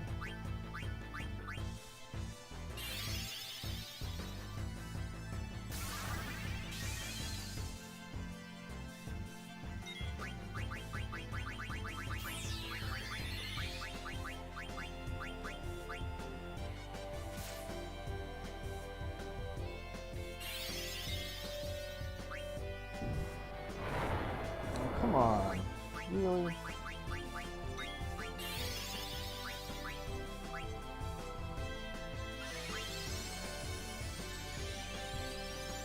Oh, I can't even input the command to heal Zidane.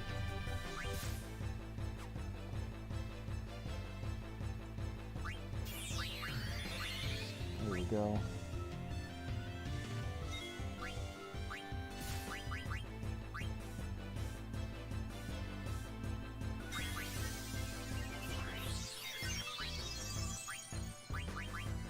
Ooh, curse. That's a fun skill to have. It makes an enemy weak to a random element. But I can't really take advantage of that right now. God damn it, Quina.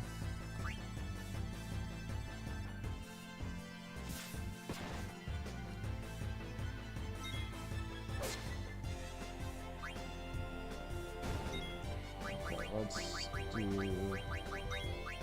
this.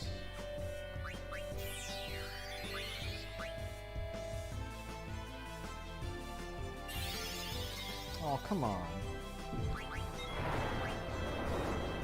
Oh, okay. Never mind. I'm happy now.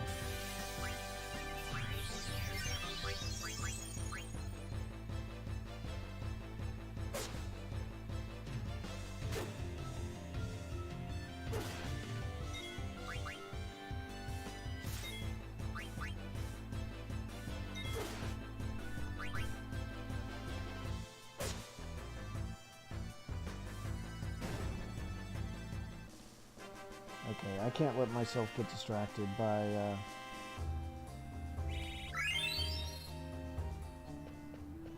these random encounters here.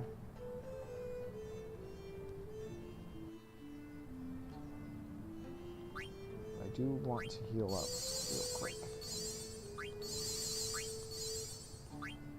That's probably fine.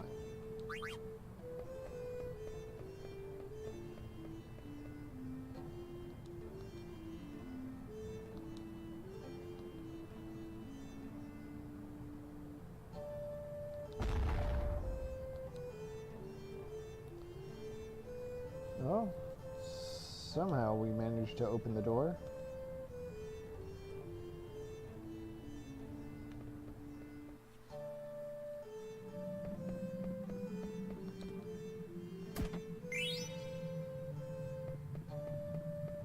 Alright, so here's where the anti-magic effect really takes place. So I guess we'll find out the details of that soon enough. Find orb, and oh, can I touch the orb? There we go. Find orb, touch orb.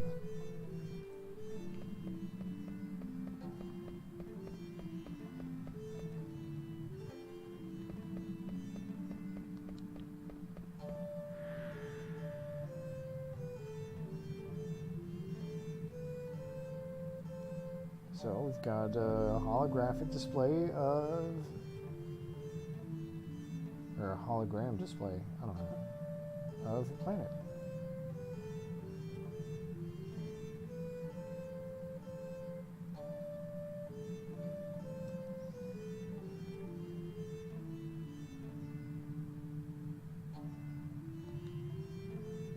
So somehow Zidane has an idea of a little bit of what these words say. How interesting. Shield armor, that's probably good.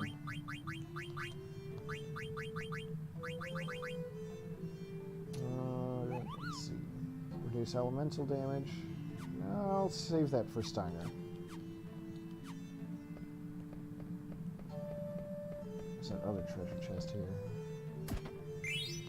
Diamond sword, great. So that means buying it was a waste. Thank you, game. Well, not a complete waste.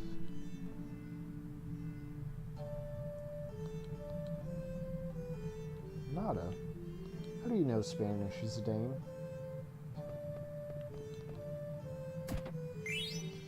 Power vest? That sounds fun.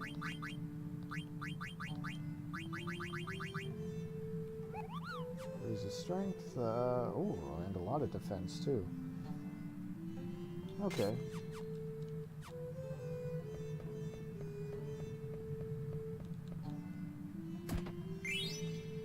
Feather boots, I think I already have some.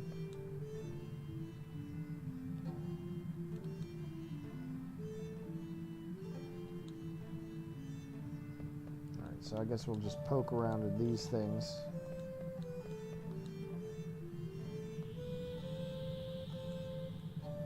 Ancient ship, the oldest in history.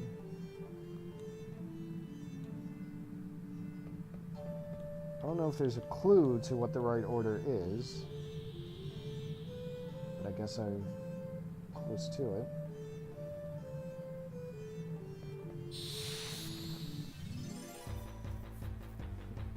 Alright, let's find out just how limited my abilities are in this nightmare world.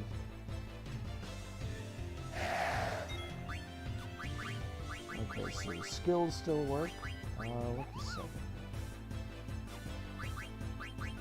You know what, let's try a little bit of trickery here. What's that?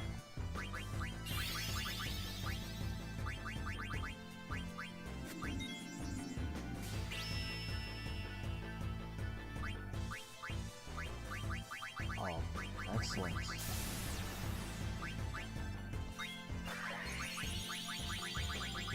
So the only thing I've really lost here is blue magic, and that's it. Which is not the biggest loss in the world. Unfortunately, my distraction there was a complete waste. I just had to monkey around with the menus.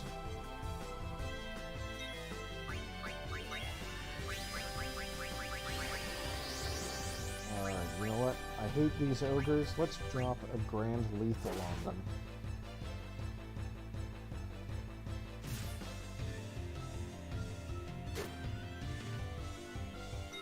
On one of them. Oops.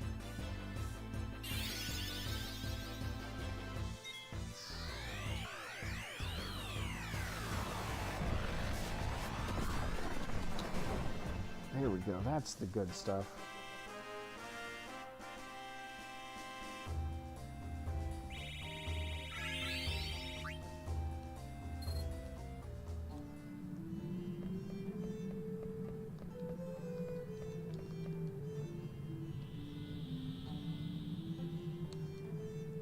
Invincible is a prototype that failed.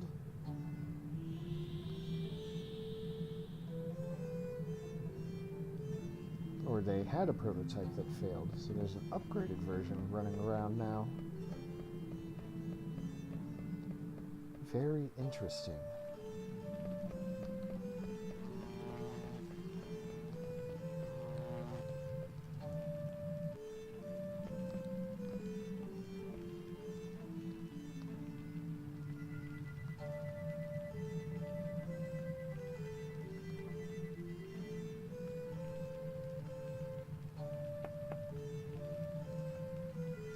Knock, knock.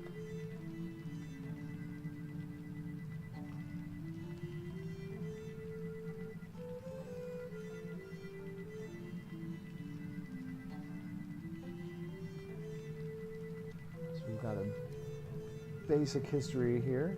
The city that flourished and then declined.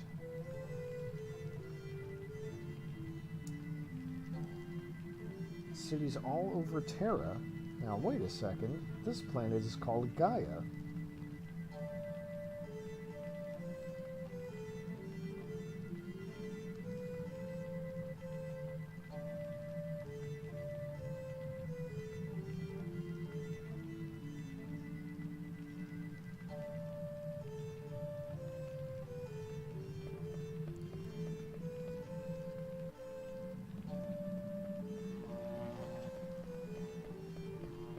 Although, I suppose that since this seems to be dealing with a foreign language here, that maybe, just maybe, Terra is another word. It's just their own name for the planet.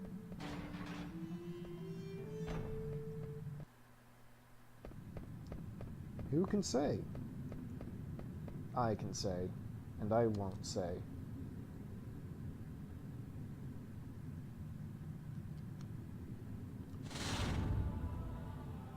So, I hope you don't mind creepy talking faces.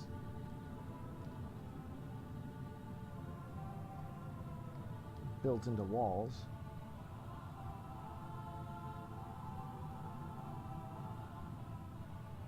Oh, and a new rendition of the Dungeons theme, which is itself a rendition of the title screen theme.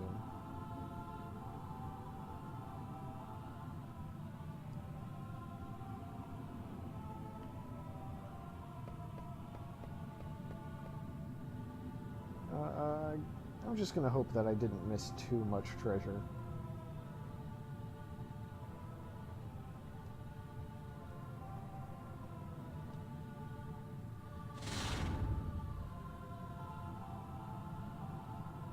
Seeds decline. All vegetation and vessels died out. Decay of Terra.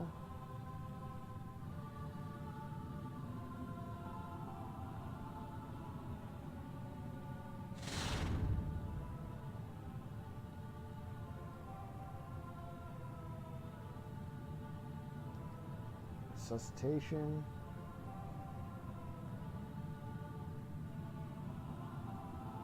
So they tried to revive the planet, but it turns out that whatever they tried just made things worse.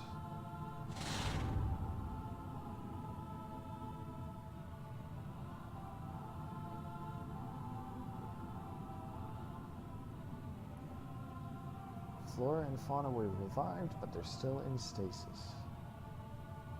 Final results are still pending. So they never finished what they tried.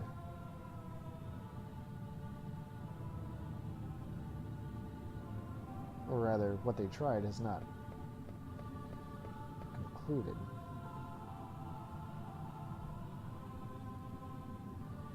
So strange that Zidane is the only one that understands what's going on here, or understands those ruins, as Freya pointed out. Talking about Terra and 4 sacrifices and gosh, a whole lot of stuff.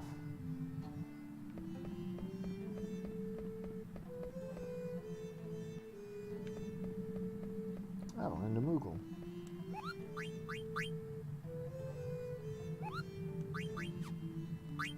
How's my status? I guess it's fine.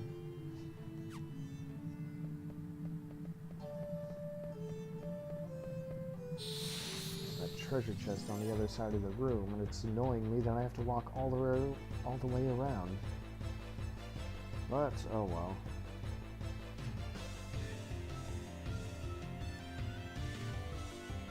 Let's see, what's this guy? Epitaph.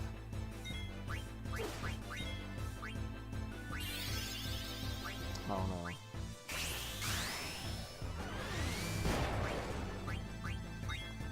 Mirror is kind of a rude maneuver from the Epitaph. It will summon a copy of your party members. But here's the thing. It can summon any party member, whether they're actually in your party or not. But if it summons someone who is in the party, the copy will just kill them outright.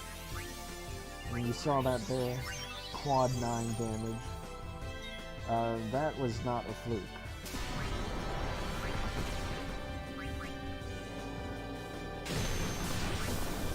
And there's really nothing you can do about it except take out the clone, so...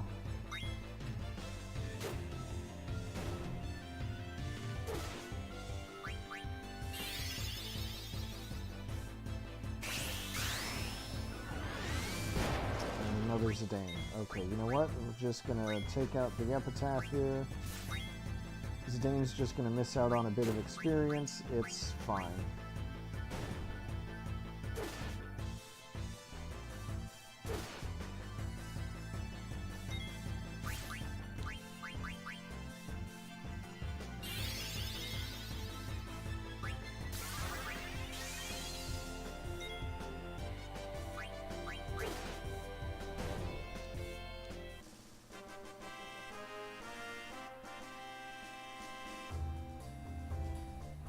that's a lot of experience too. Oh, Jesus. That level up sound effect right in my ear. I guess I'm gonna use a tent now.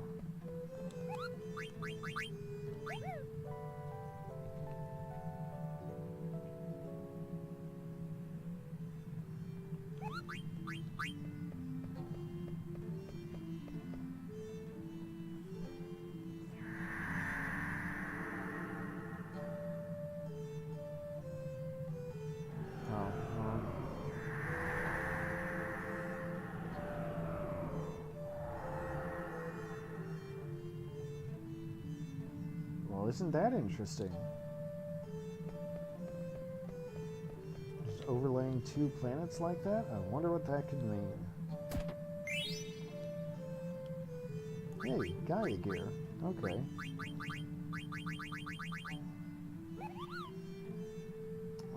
That's pretty handy. I'm gonna save that for later, I think.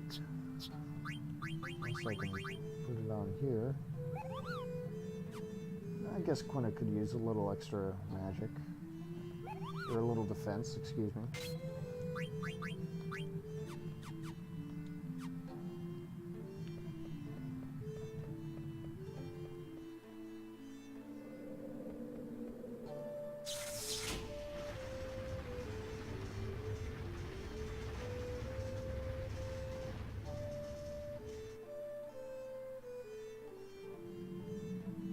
Have I ever pointed out that I love the compression on those, well, let's call them half-end Vs?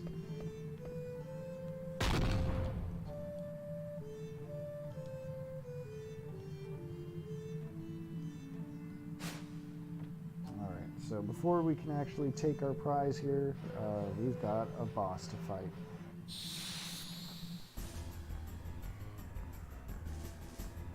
Because it's an RPG. Dungeons have bosses. Otherwise, what's the point of having a dungeon?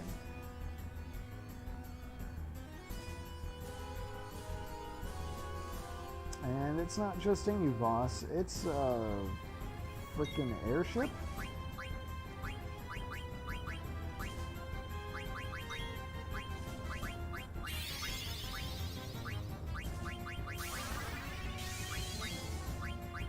I'm just going to take a peek at what it has, see if it's worth doing a bunch of stealing from it.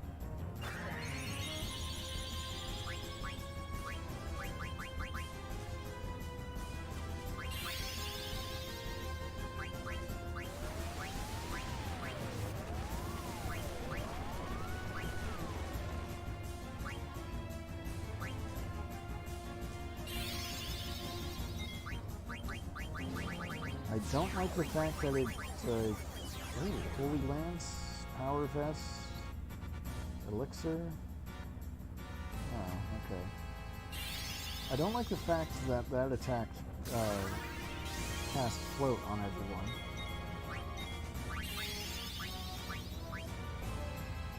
And this is probably the reason why.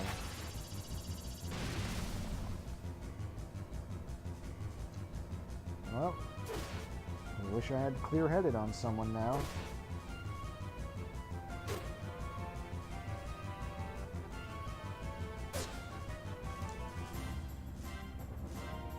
Although, honestly, this isn't so bad.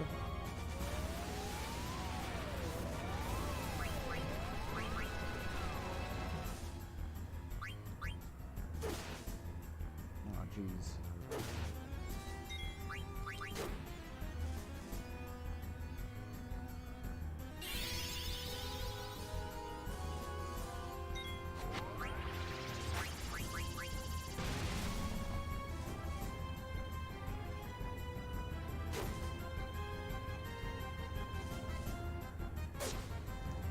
At least I'm having some good luck with this random targeting.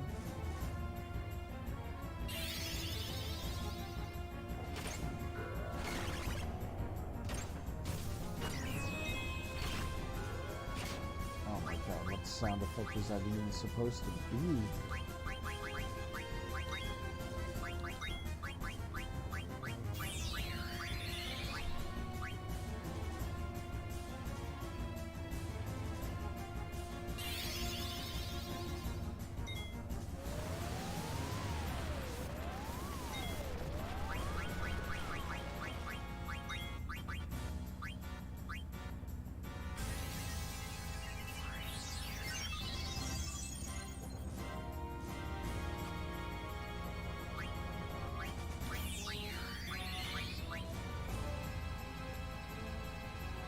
Might be time for me to start using elixirs at this rate.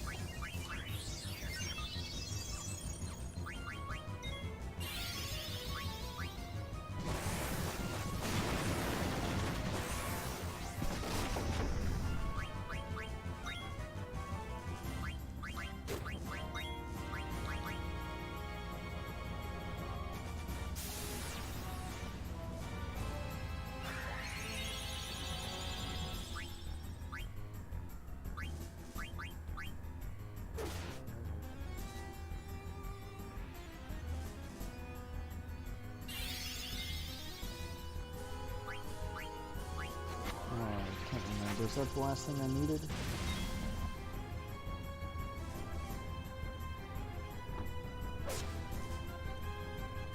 Yeah, I mean, that's Final Fantasy for you.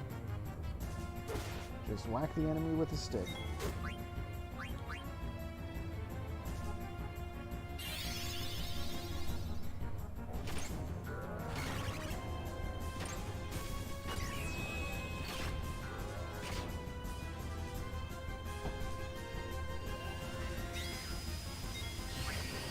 Well, say goodbye to Freya. She's just gonna go on a little trip, don't worry. Nothing bad. Assuming she survives this. Good, she did.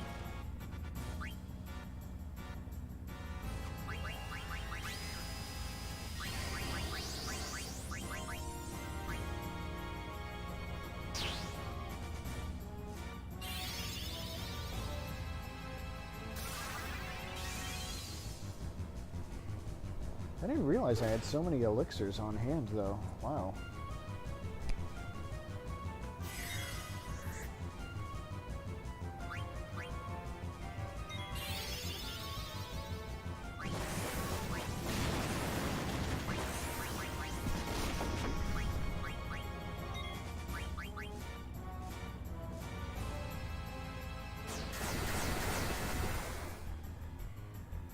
I would have liked to have Freya go trance in a battle with multiple targets, but that's fine.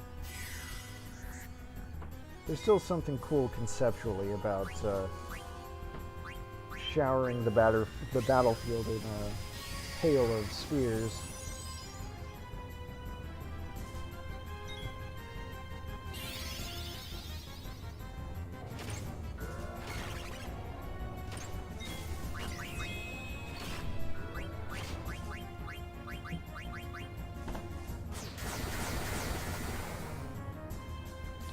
That was a big one.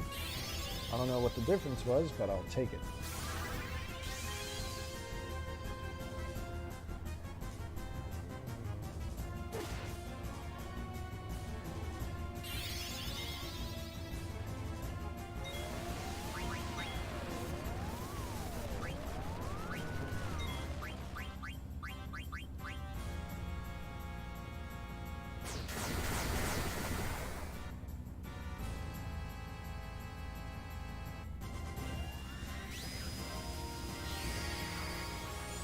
Alright, welcome back, Freya.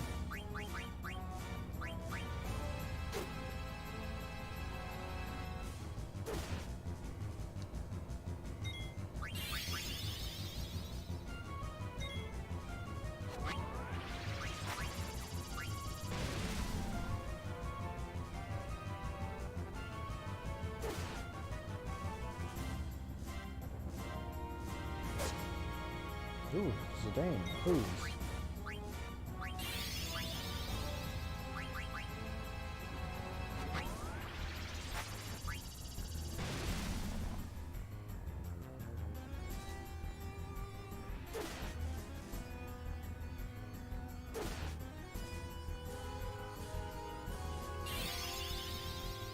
I really need everyone to just chill out for 2 seconds.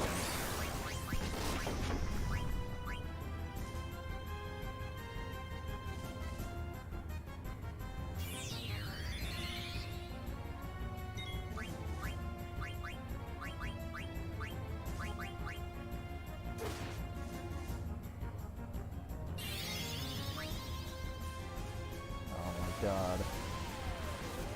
I guess I'm gonna have to restart this one. Alright, this happens. It's because of that damn confusion.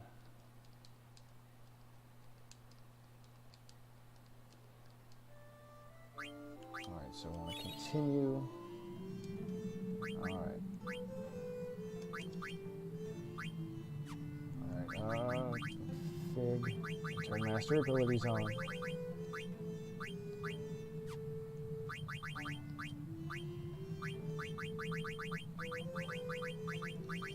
So clear-headed. That's the one I want to put on everyone. I can take off Undead Killer, I think.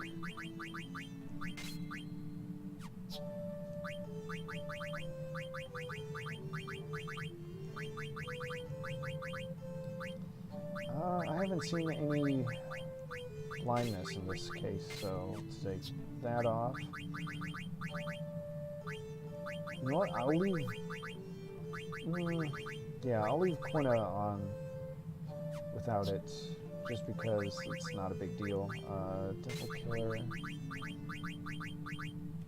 Alright, there we go. That's probably going to go a long way here. And also, I guess I should heal a little bit.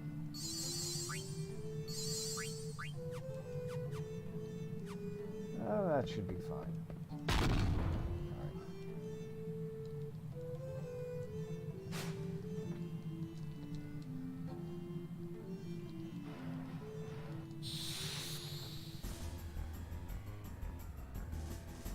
See, this is why I'm glad I'm playing on the PlayStation or the PC version, because it has those automatic saves at any screen transition.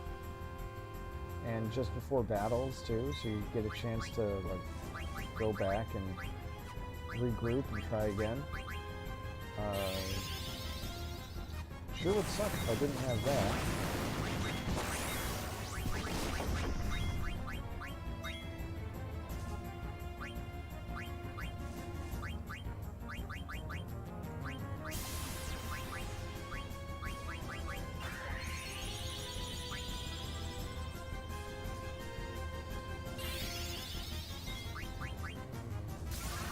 But I'm still pretty determined to get that Holy Lance I saw. So I hope you don't mind if I keep going for that. Well, I think I'll throw something though, kind of speed things along. I found this Rising Sun here, and that's what it's for, so let's just do that.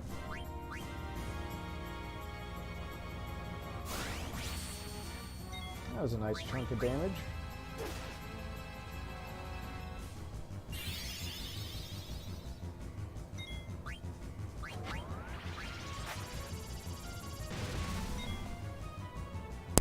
Well, I said I'm determined to get the Holy Lance, but at this point, determined just means I'm just going to keep stealing with Zidane while everyone else attacks.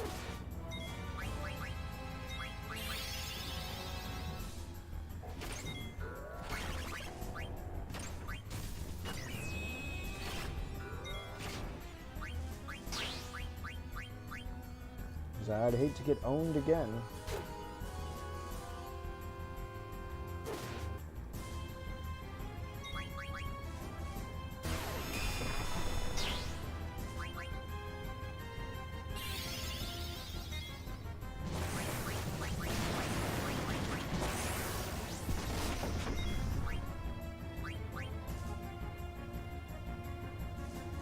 Hey, what do you know?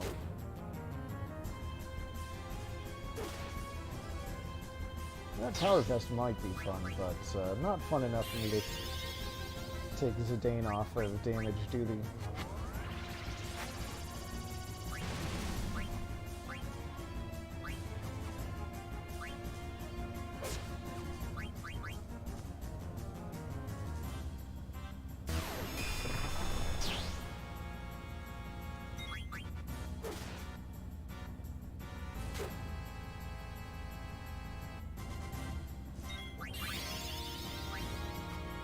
There goes Freya, I guess.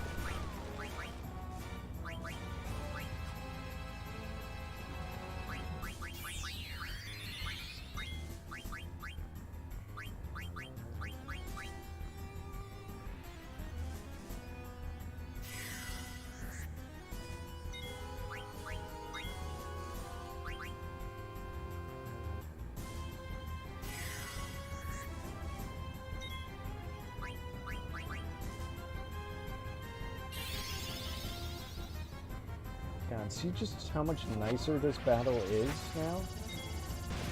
Just because I made sure to take care of this one status effect? This also goes to show you why I have that philosophy I do of giving party members abilities that protect against status effects that take away control.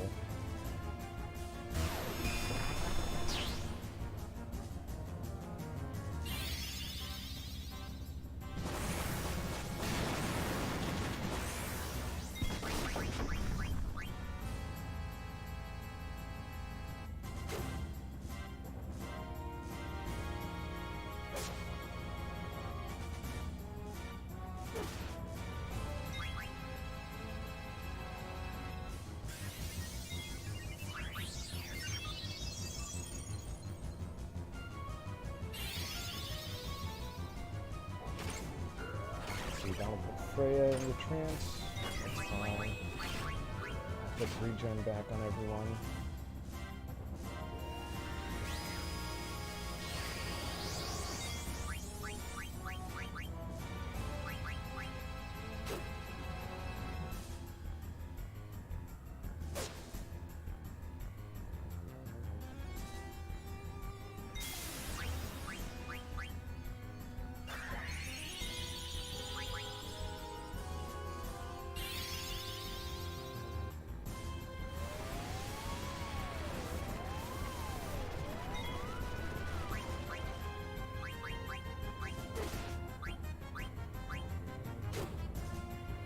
That regen really came in clutch.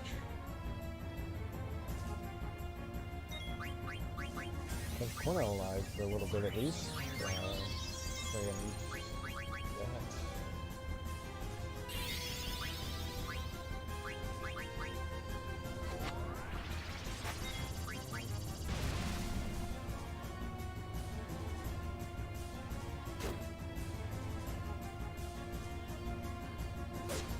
There we go, finally.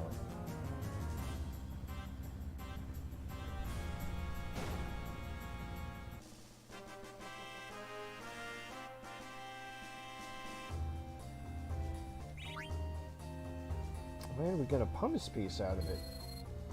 Well, well, well. That sure is an interesting prize.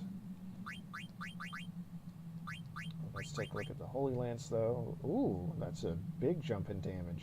Hell yeah. Too bad we got it right at the end of the dungeon when it probably would have helped a lot. So it goes.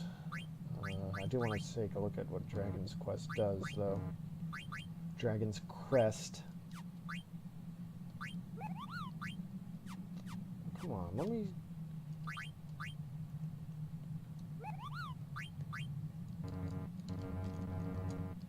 Wow, okay, fine. Can't even look at the menu, see what it does.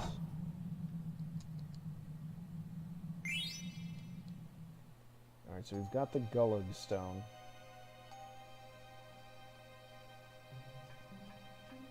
Anyway, let's find out what everyone else is up to.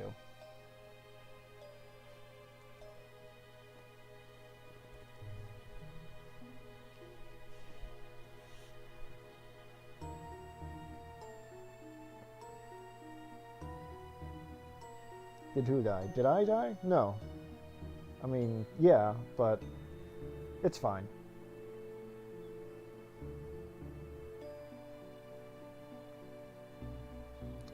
It was quick. I got the that Holy Lance. You know, all it just like I said, it just goes to show you how a little bit of advanced preparation can go a long way. Ounce of prevention, pound of cure, all that stuff. Uh-oh, 10 minutes.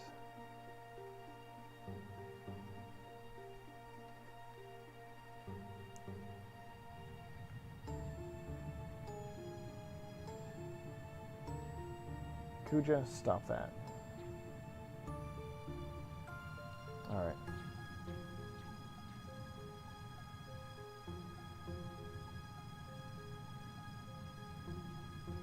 Oh, number 69. Nice.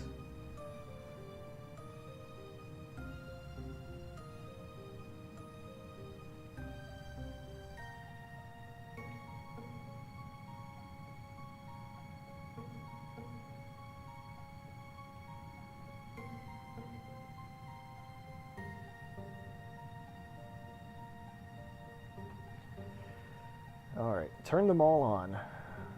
We got a clue.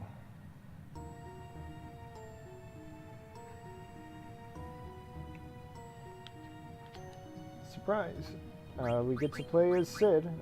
For some reason, it's letting us have access to the full party. I don't know why, but okay.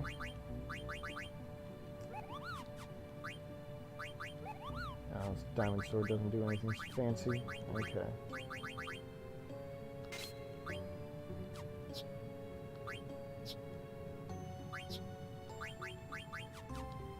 Okay.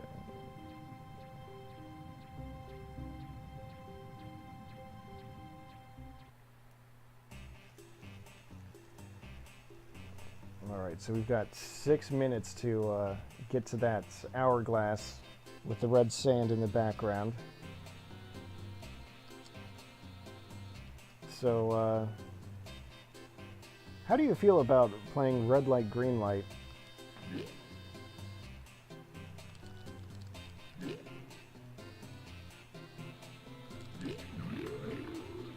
Oops.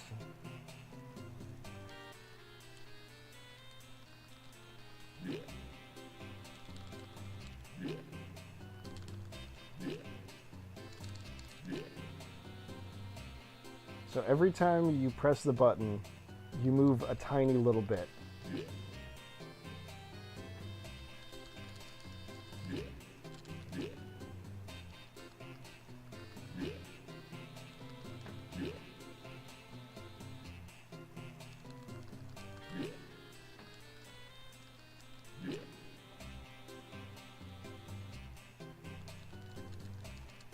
All right. So got the key, so now we don't have to worry about the monster there. So first we want to examine the weights.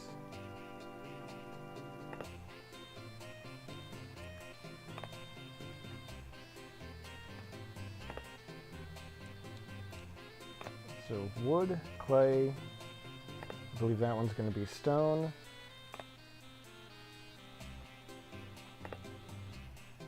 And iron. Alright, so we're just going to put the weights on the scale. So we want the heaviest ones, so that means we'll do clay, stone, and iron.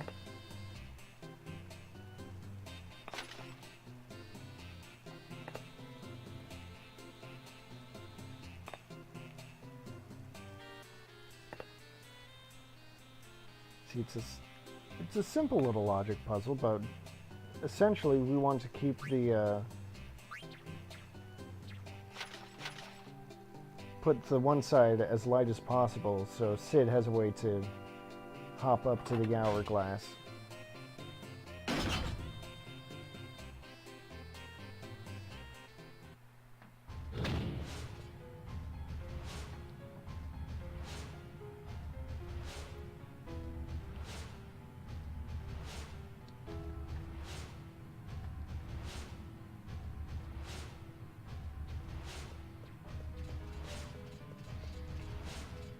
So, you know, as long as you know the solution, I guess. That 6-minute time limit is pretty generous.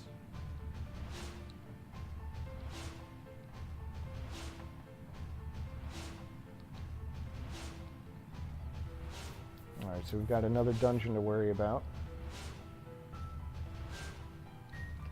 And I guess that means Aiko's gonna take the lead? Okay. I don't think party order actually matters in this game. Let's look at what we've got here.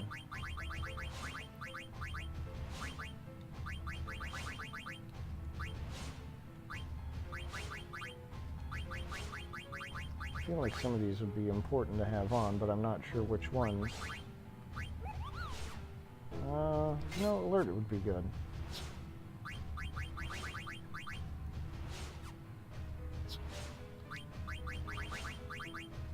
Oh wait, that was a boost. That's right, I've unlocked it now because I got the promise piece, I think?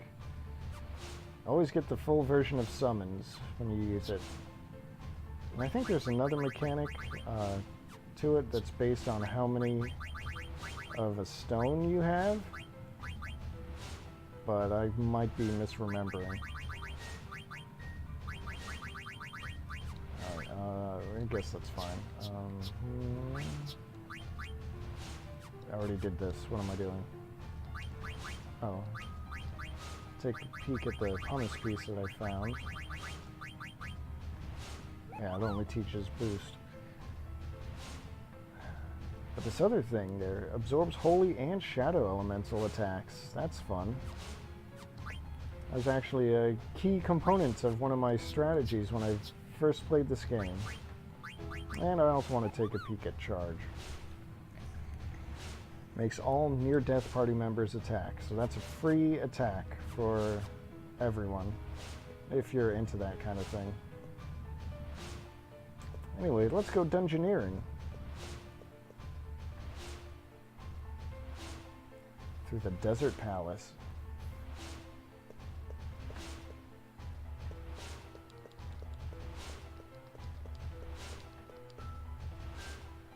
Said you basically have to turn them all on, and what they mean is these candles here.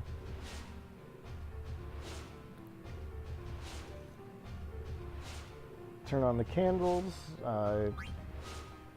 you'll find these bloodstones, and then you take them and get accessories. So you got the Promised Ring, or Pro Mist. Raises strength, but not more than a power belt.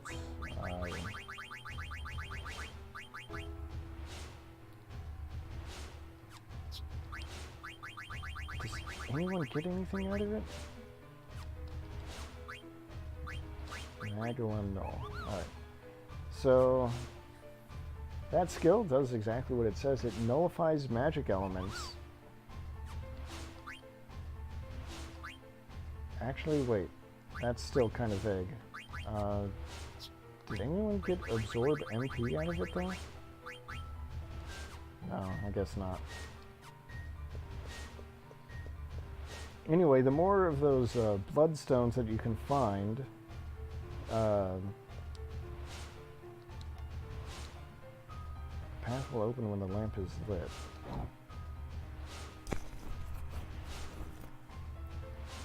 Promise, yeah. That sure is the sound it's making.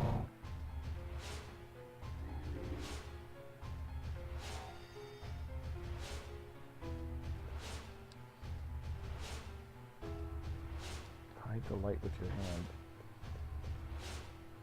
Anyway, the boss of this dungeon, when you get all the bloodstones, the boss will get weaker.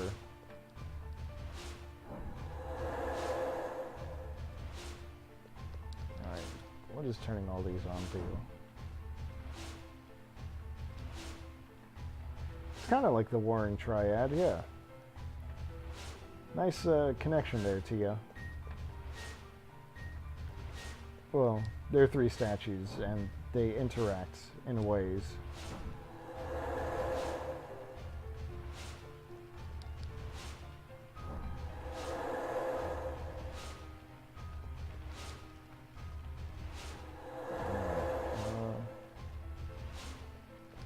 There's some weird logic to all this. I think what I want to do is just turn all the torches on.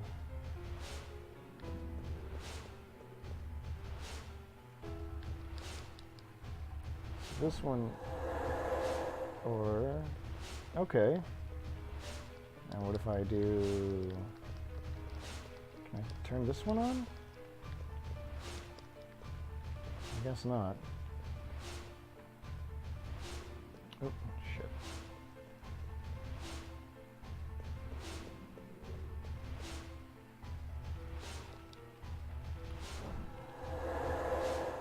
that blocks off of that doorway.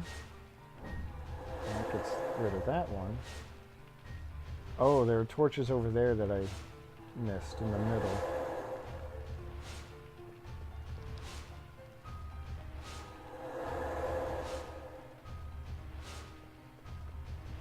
If it's not obvious already, this is a dungeon where you just kind of poke things around until they start working.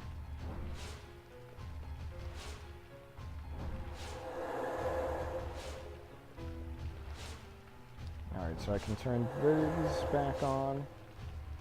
With those statues gone, there's absolutely no reason for me to keep that pathway open anyway. And I think finally I can come down here and activate this bloodstone.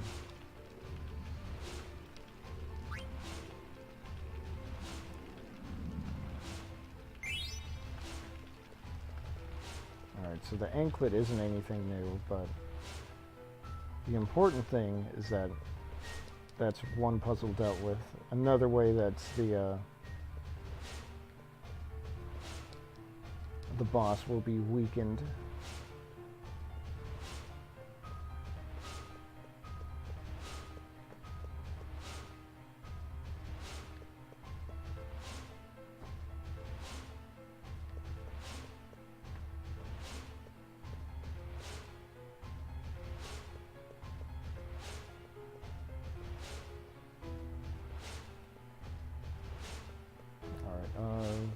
What did that do for me, though? I can't turn that one off.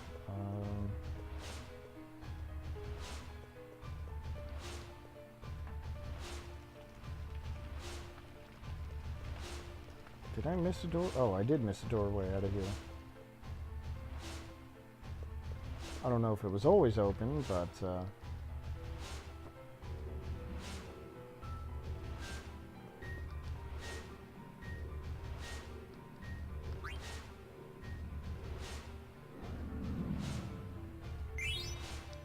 some more shield armor.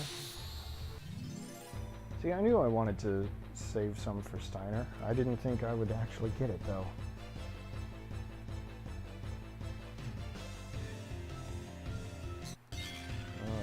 Alright, I forget. Okay. So these guys have a bit of a gimmick to them. Grimlock, that's a name. The gimmick here is that when the blue one is on top, they're weak to physical attacks. When the pink one is on top, they're weak to magic. As you can see, they're very weak to magic.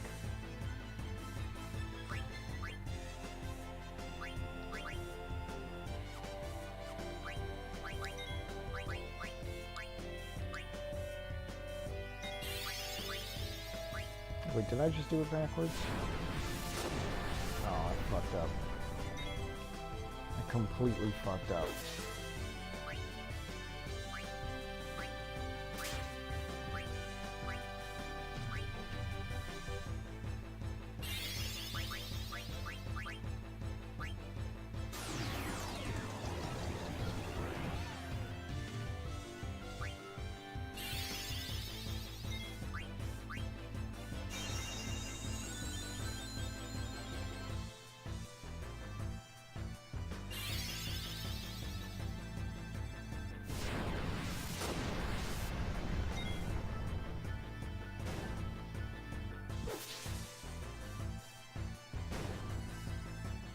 Go, take that.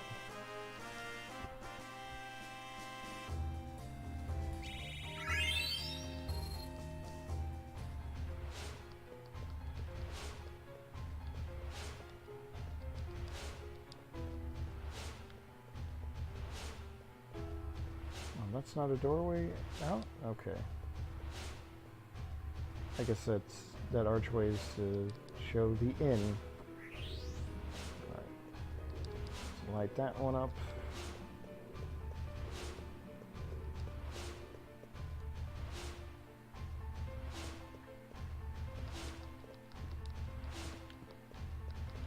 It doesn't want me to light that one.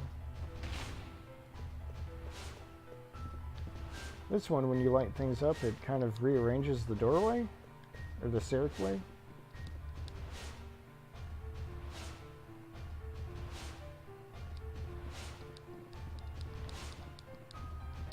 Unlit stained glass opens the path when lit.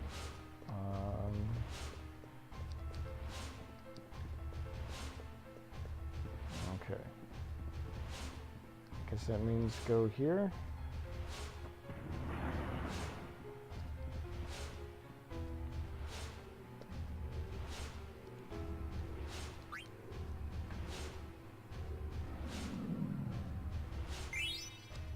The Enkai armlet. Formerly worn by a ninja. So it gives you high evade, but no magic evasion at all. I guess it's fine if you're into that kind of thing, but I don't know if I am.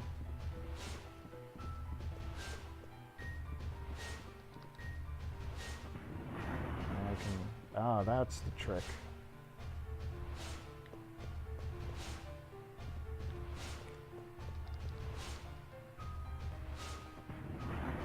First I want to light that one.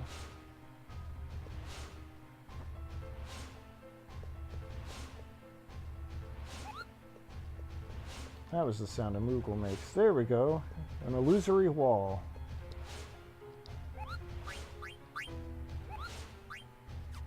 How's my status with everyone? Well, it's fine. We'll keep pressing on.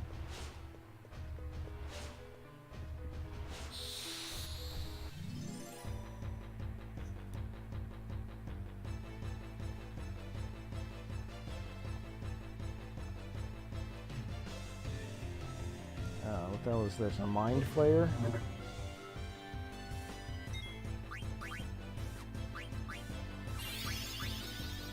Okay, basically a mind flayer. Let's give me the old zapperoo.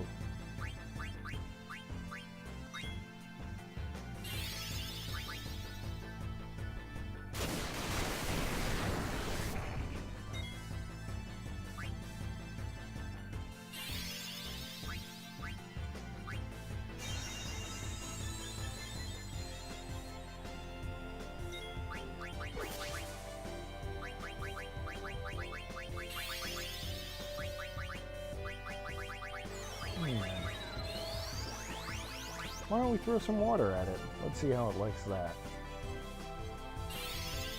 Uh-oh. Uh-oh. Sorry, Aiko.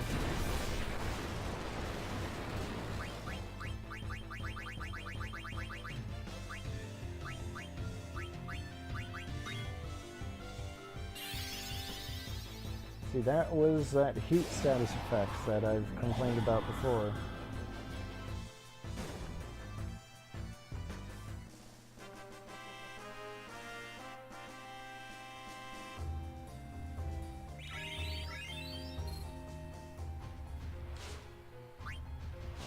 Alright, so let's put it back on our feet.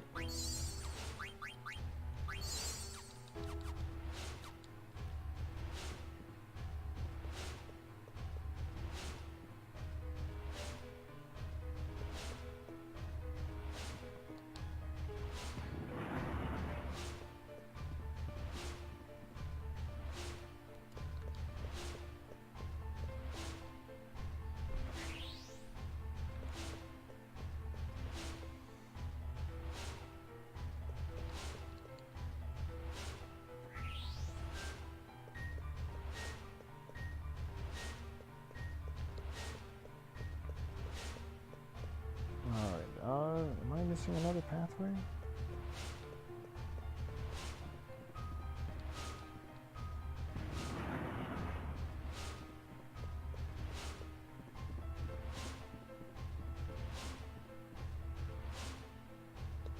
I'm already starting to forget.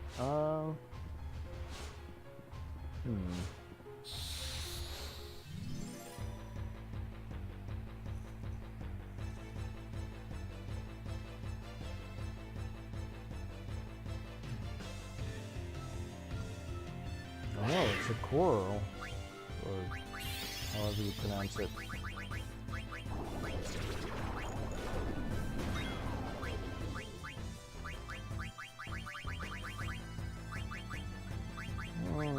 Take a little bio sword. Torama. Well, if you insist.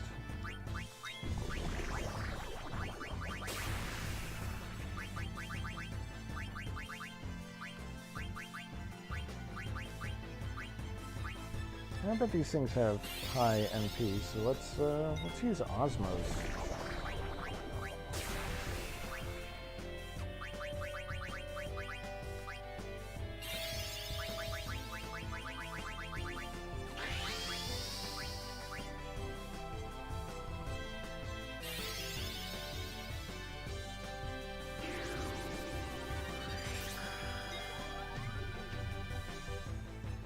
Hey, that was a lot. All right.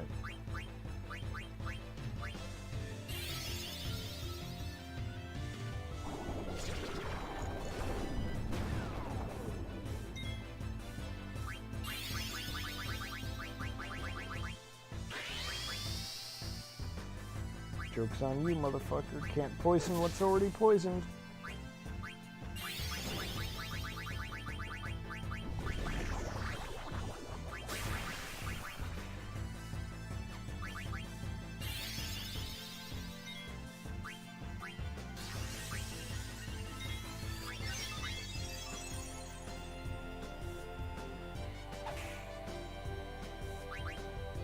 Good job, Vivi.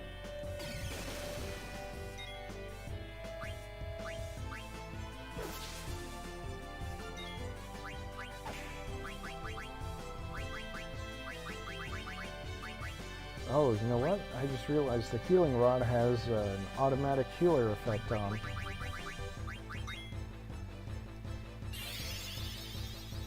That's fine. Oh, what am I doing? I knew electric. God.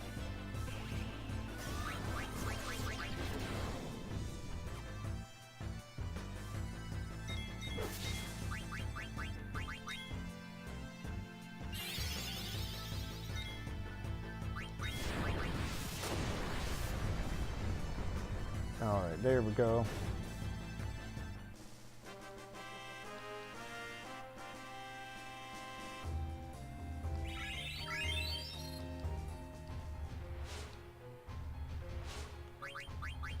Do I have any points I want to add on now? Locomotion is good.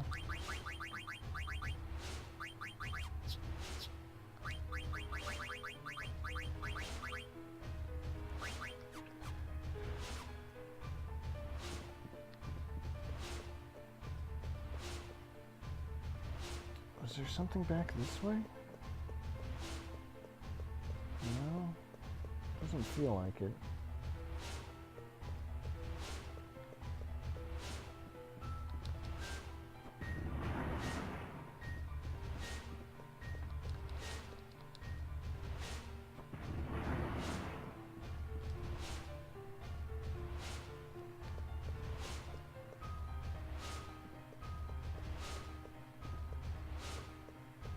Oh, there's more. That's the trick.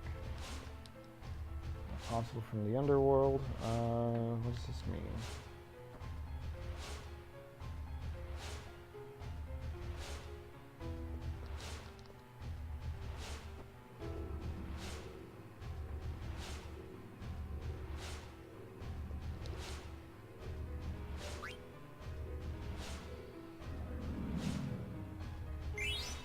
Black Hood.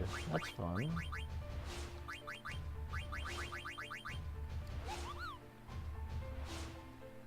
Resist elemental damage. Ooh, and it teaches death, too. I think it's fine for Vivi to have a Black Hood.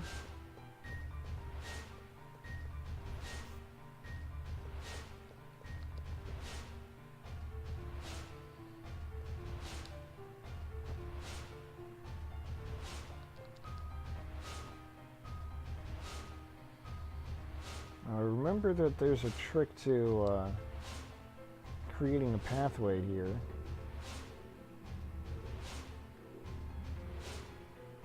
So I think, though, let's see, a shield, what's that? That's a new type of glove armor for, or I should say arm slot armor.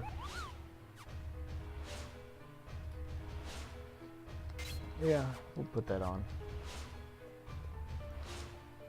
So I think I want to have the shadows pointing towards the middle.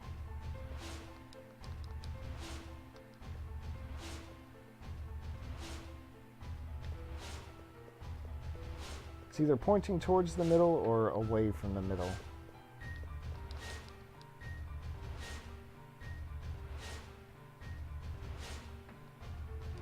I guess it's away.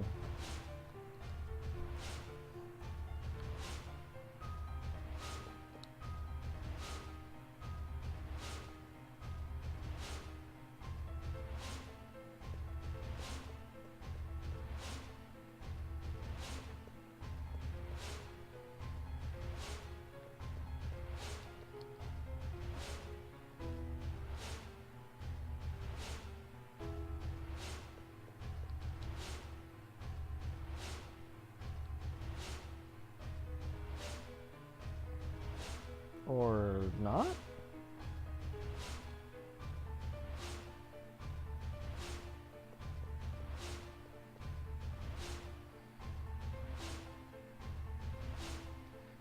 Dare not to follow those of evil, strive to follow those of good. Okay.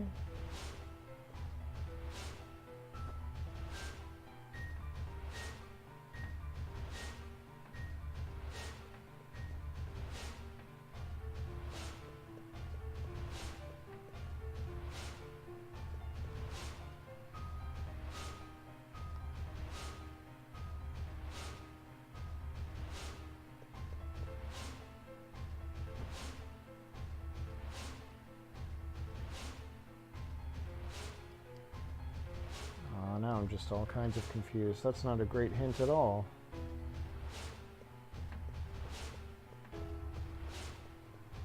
Fortunately, it's pretty low stakes in here.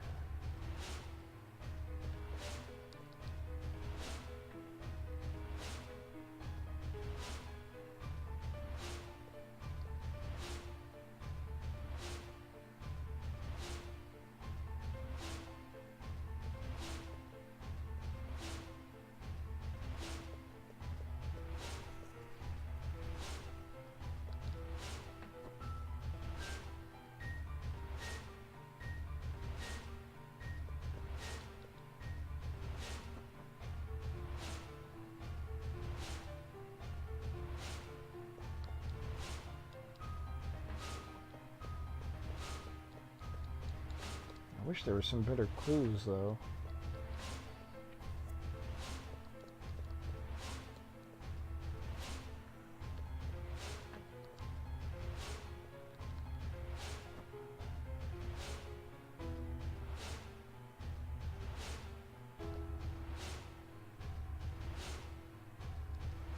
Oh, I meant to turn off the other one.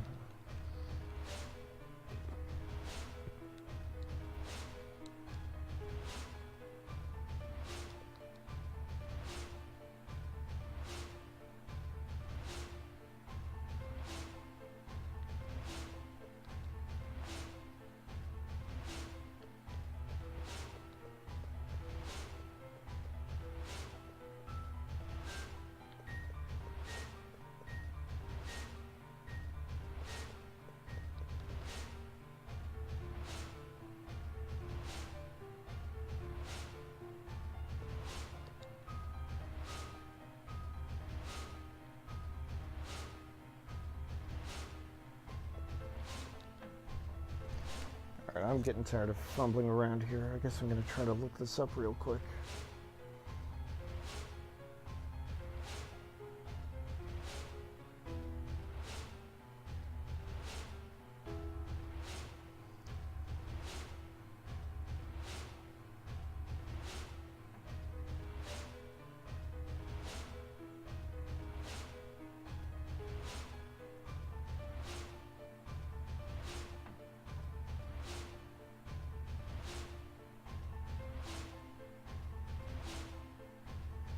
Did I get the fairy earrings? I don't think I did.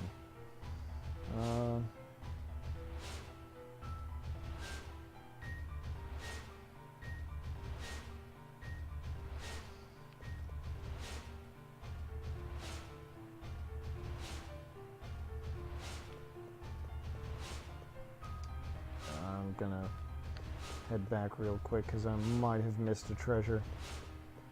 One of the bloodstones.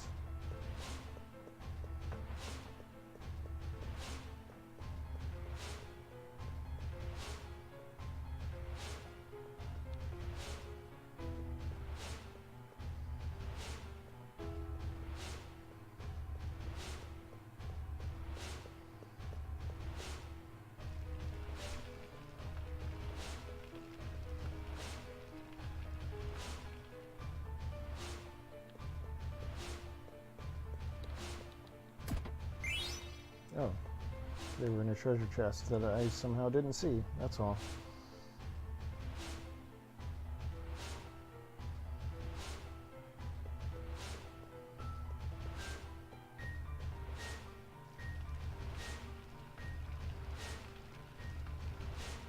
Alright, so it looks like I'm on the last puzzle anyway, so that's good.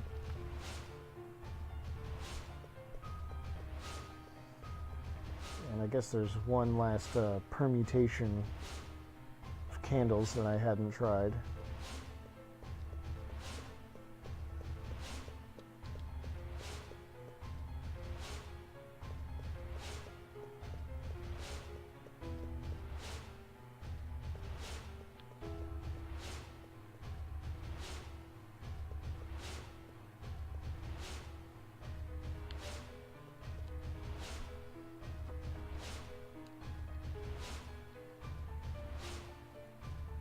What I want to do is turn this one off.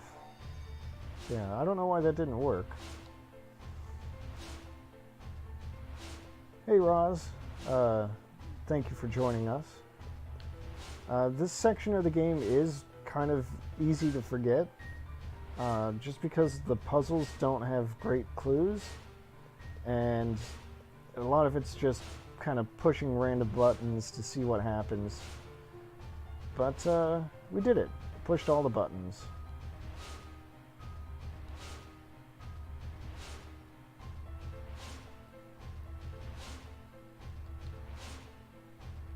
Alright, so that's an automated voice. We're at the boss.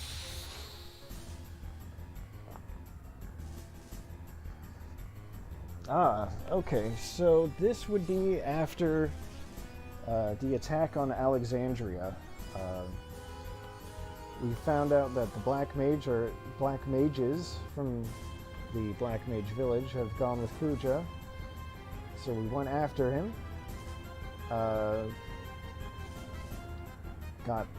Found out where his palace is, and got caught in a trap.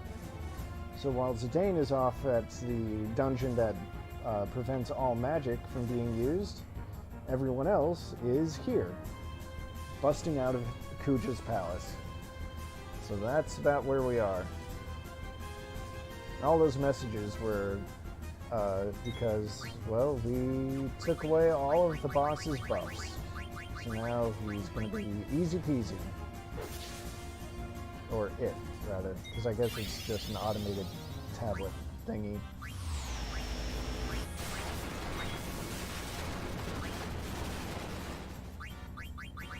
Look at that. A Thundaga, and it only did 160 damage.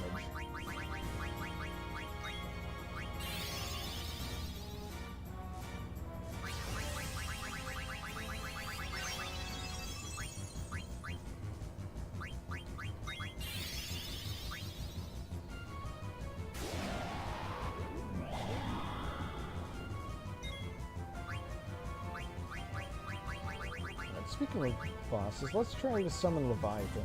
I think I still have that accessory that buffs for water attacks. How rude. This guy's thrown up a reflect barrier. Ah, no, that was me. I'm the one who changed her name. I thought it would be funny to pretend that Steiner just could not get used to saying dagger. So instead of saying Garnet, he would say Garnot.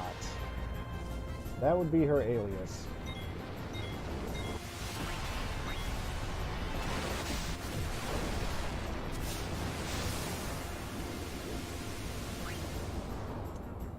Fortunately, summon magic goes right through reflect barriers. And you can't see it on the screen, but it gave me a Chiho.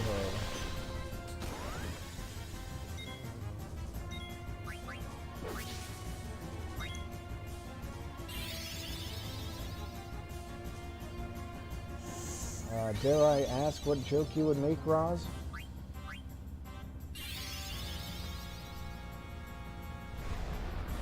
Or shall we keep that a hidden secret?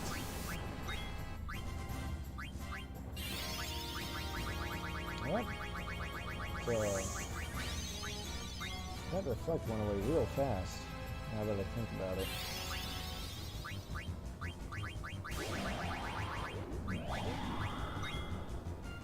Let's do more sword magic.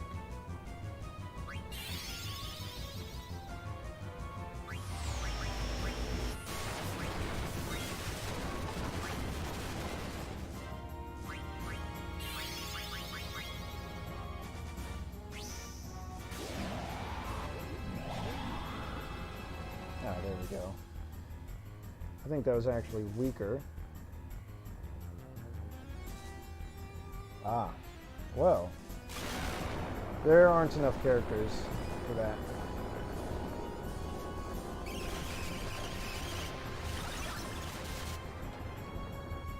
Anyway, that boss sure was a piece of cake.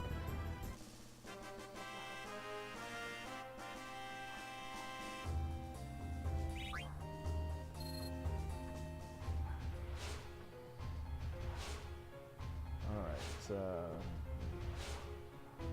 we turned everything on, the trap is disabled.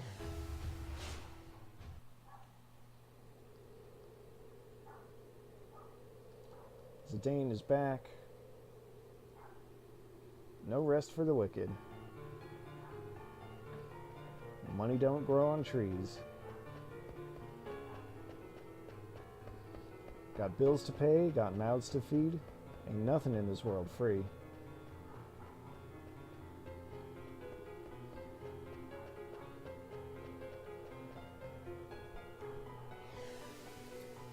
Thank you for coming to my spoken word rendition of Ain't No Rest for the Wicked by Cage the Elephant.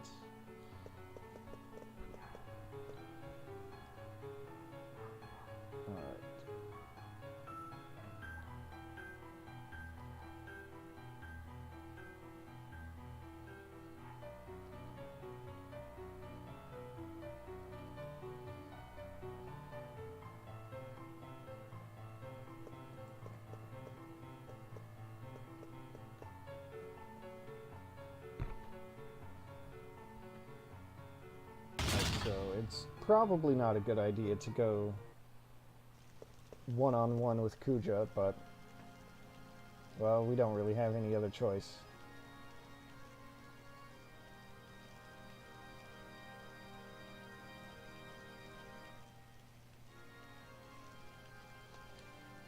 Yeah, that's kind of true. The nature of this game is that everything is in a fixed perspective, so you can't really you know, change the camera for better angles. Well, hey, that's weird. Everyone just busted out and ran through the dungeon, but there they are, all trapped in a room? Something seems peculiar about that.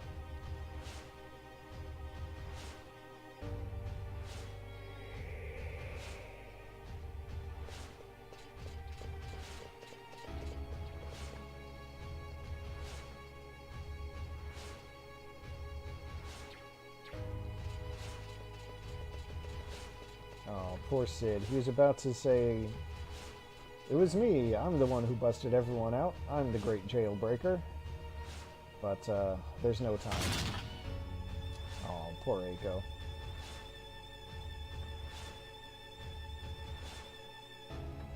Oh. Forgot the clowns were going to get involved here.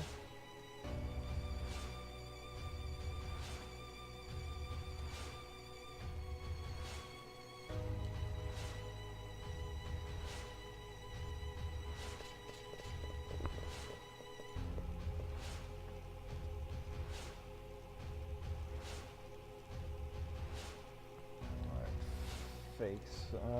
Yeah, surprise.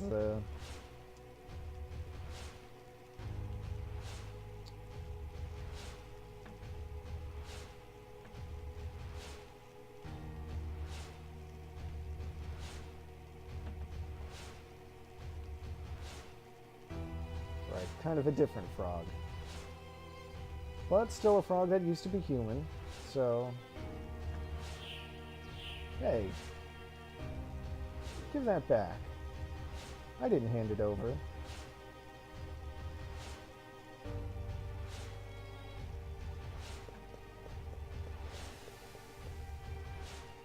Well, it looks like the clowns have found another summoner to be mean to. So, guess I gotta go save Eiko now. Which means, I still don't want to corner my party. That corner's my...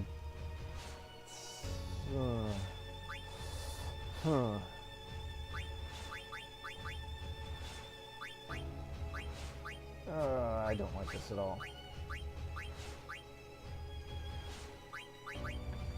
I'd rather have the princess, I think. Alright, now there's a secret in here I want to get before I leave the room. I'm trying to remember where it was. I think this is it. Yeah. A very special prize, the Naming Way card. So I mentioned this, I think, during the tournament, the card tournament segment. If you view certain active time events, you'll see one about, I don't know, some kid talking about some special card, and that card is this one, Naming Way. It has a very special feature at a very specific location. It lets you rename your characters to whatever you want, within the limit, obviously.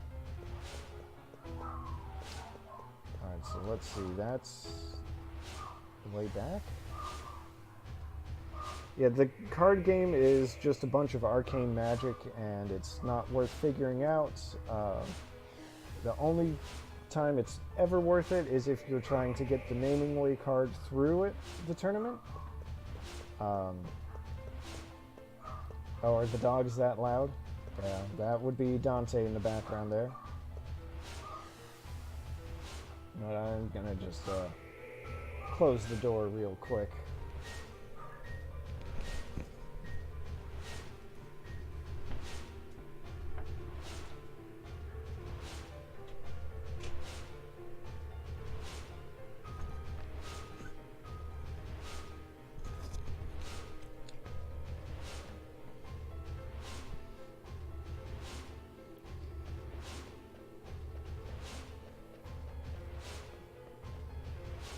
Well, he's not named for that Dante, I'll tell you that much. Shit, where did I go? I think I want to go past here.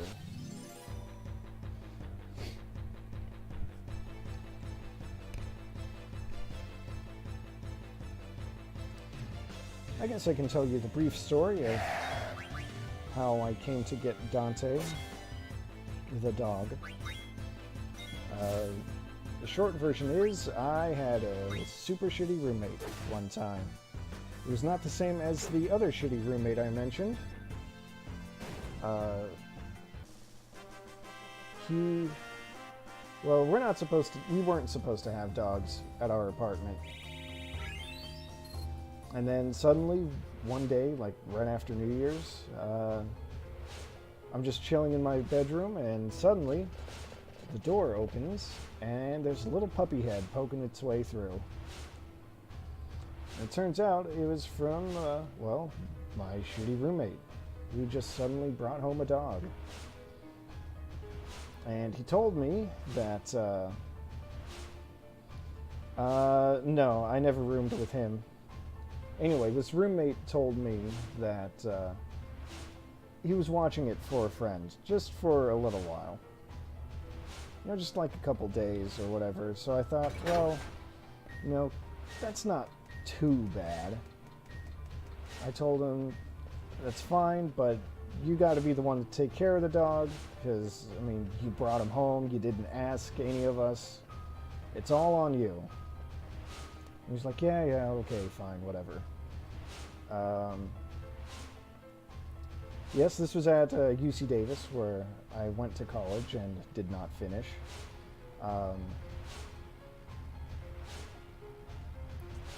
Alright, Tia, thanks for coming out. Appreciate it. I probably won't go too much longer. I think there's one little fight that I have to do. I'll be sure to put this up on YouTube later so you can hopefully catch up and not miss too much between now and the next time I stream. Anyway, roommates brought home a dog. Said it was watching it for a friend. A couple days or whatever turned into a week turned into a couple weeks, and so on and so on. I was like, when is this friend of his going to get this dog back? Well, then I heard my roommate talking with some girl, and he explained that what really happened was that he was at a party and he was wasted out of his mind, and he asked, someone asked him, hey, do you like dogs? Because I got some dogs. I'll give you a dog. And my dumbass drunk roommate was like, sure, I love dogs. Give me the dog. Then, while he was hungover, the guy called him again and said, hey, do you still want that dog? Like, for real? And my dumbass hungover roommate was like, yeah, sure. Give me the dog. So then I had a dog at my apartment. It was kind of rough for a while because I did not want to take care of the dog because it wasn't my responsibility. I never asked asked to keep a dog because I knew, again, we were not supposed to have one. But anyway, my parents were looking for a dog. My roommate was looking to get rid of a dog. So I was like, hey, you know what? I've got a solution. Have you met Dante? I know we've had him for a while, but I don't remember the last time he came over. Huh. Yeah, he is a good dog.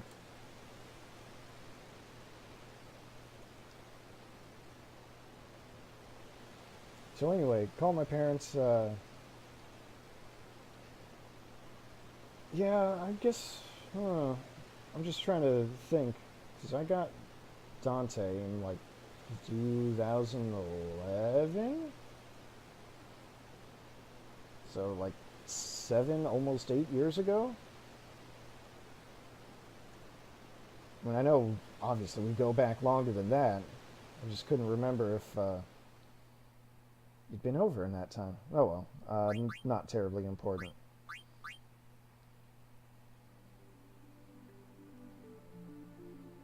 Alright, where am I going? I'm trying to... Shit, this is what I get for talking and not paying attention. I'm just going to wander around here until I can find the secret dungeon place. Okay. Alright, that would explain it.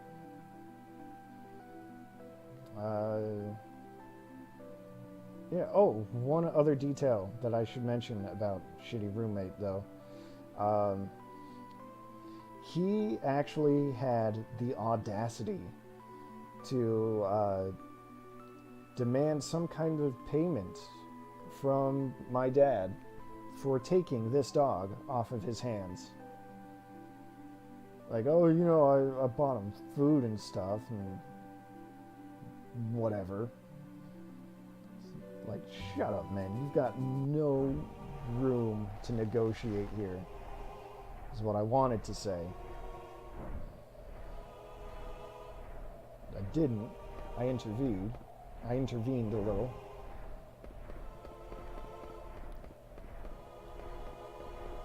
Not much of an intervention, I just wanted to make it easy. So I was like, dude, you already owe me like 30 bucks already. So how about, instead of trying to get it out of my dad, I'll just forget it. Because 30 bucks, not a whole lot in the grand scheme of things. Yeah. Okay, so I guess I stumbled on the right way through. Estogaza.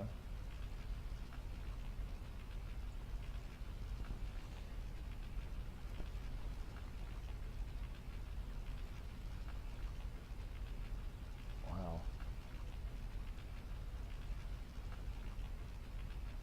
Path of Souls of the Shimmering Island. That's a place.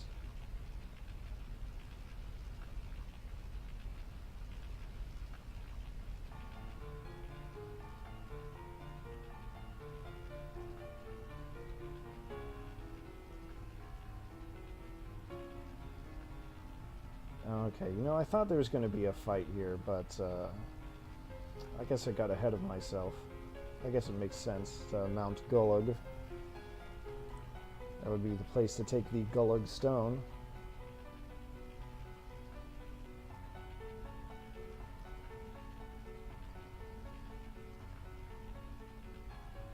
I think, well, the name is definitely a reference to the first Final Fantasy. There's a location, I think that one got localized as Mount Gurgu, or something to that effect. Whatever the case, they reused the music. They gave us a new rendition of the theme of that place.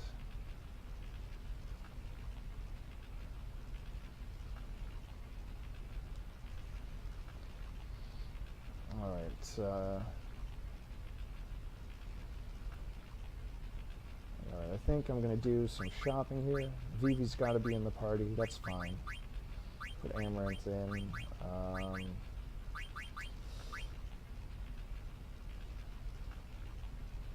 Yeah, the Mount Gullug in this game is a great track, and yeah, it's a remix of the original Mount Gurgu track. Definitely very good. I guess I'll put the princess in the party.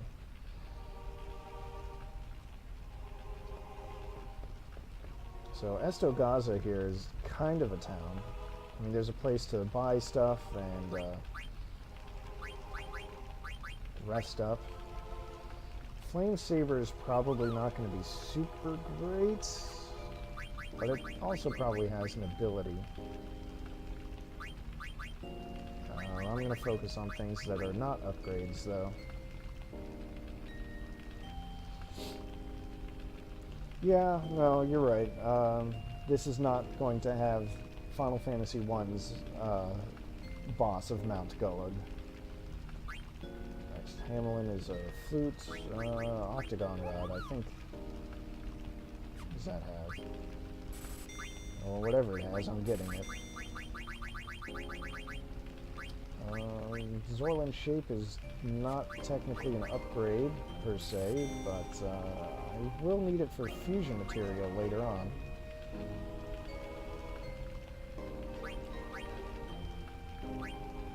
Right, yes, the four fiends do make an appearance in one manner or another. Let's see, that's going to be good. Asura's Rod, probably useful.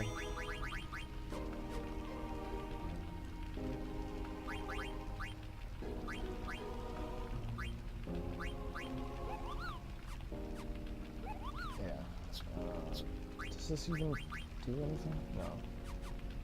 I thought there might have been some mechanic where daggers give you a little more speed than thief swords, but I was wrong.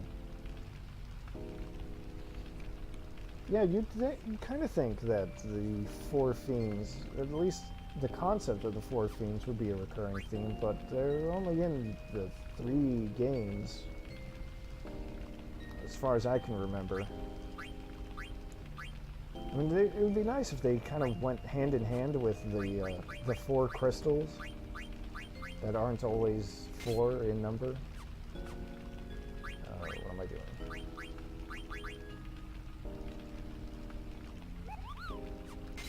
Holy Rod, yeah, there's you go. That's the stuff. 3rd tier magic for Vivi.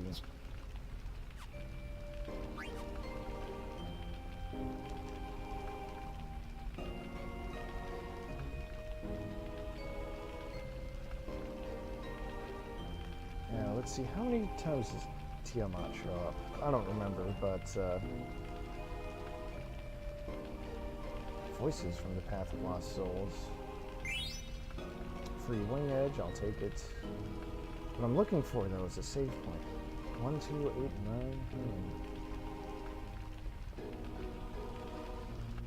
8, 9. It makes a certain amount of sense, though, because Tiamat is, you know, like a legendary mythological dragon of some sort.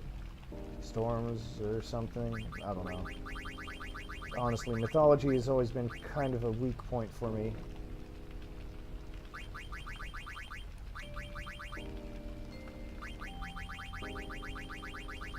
I want a little extra cash.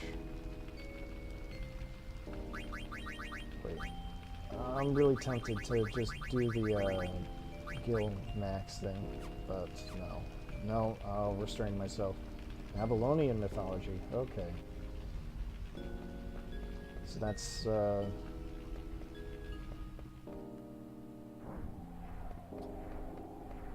see, what else is in Babylonian mythology? Is that, Gilgamesh, or am I thinking of the wrong thing? Because I remember I did have to read, whatever it was, the story that Gilgamesh is from.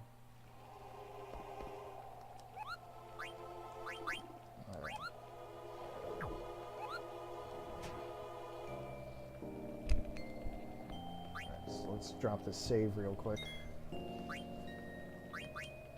And when I was in college, I took like a mythology class, you know, just like entry-level stuff. And that was fun. That was one of the books that was assigned for reading.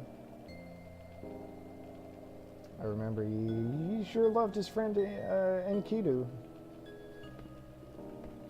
Well, anyway, I have been at this for a while now, and I did find that save point, like I said I wanted.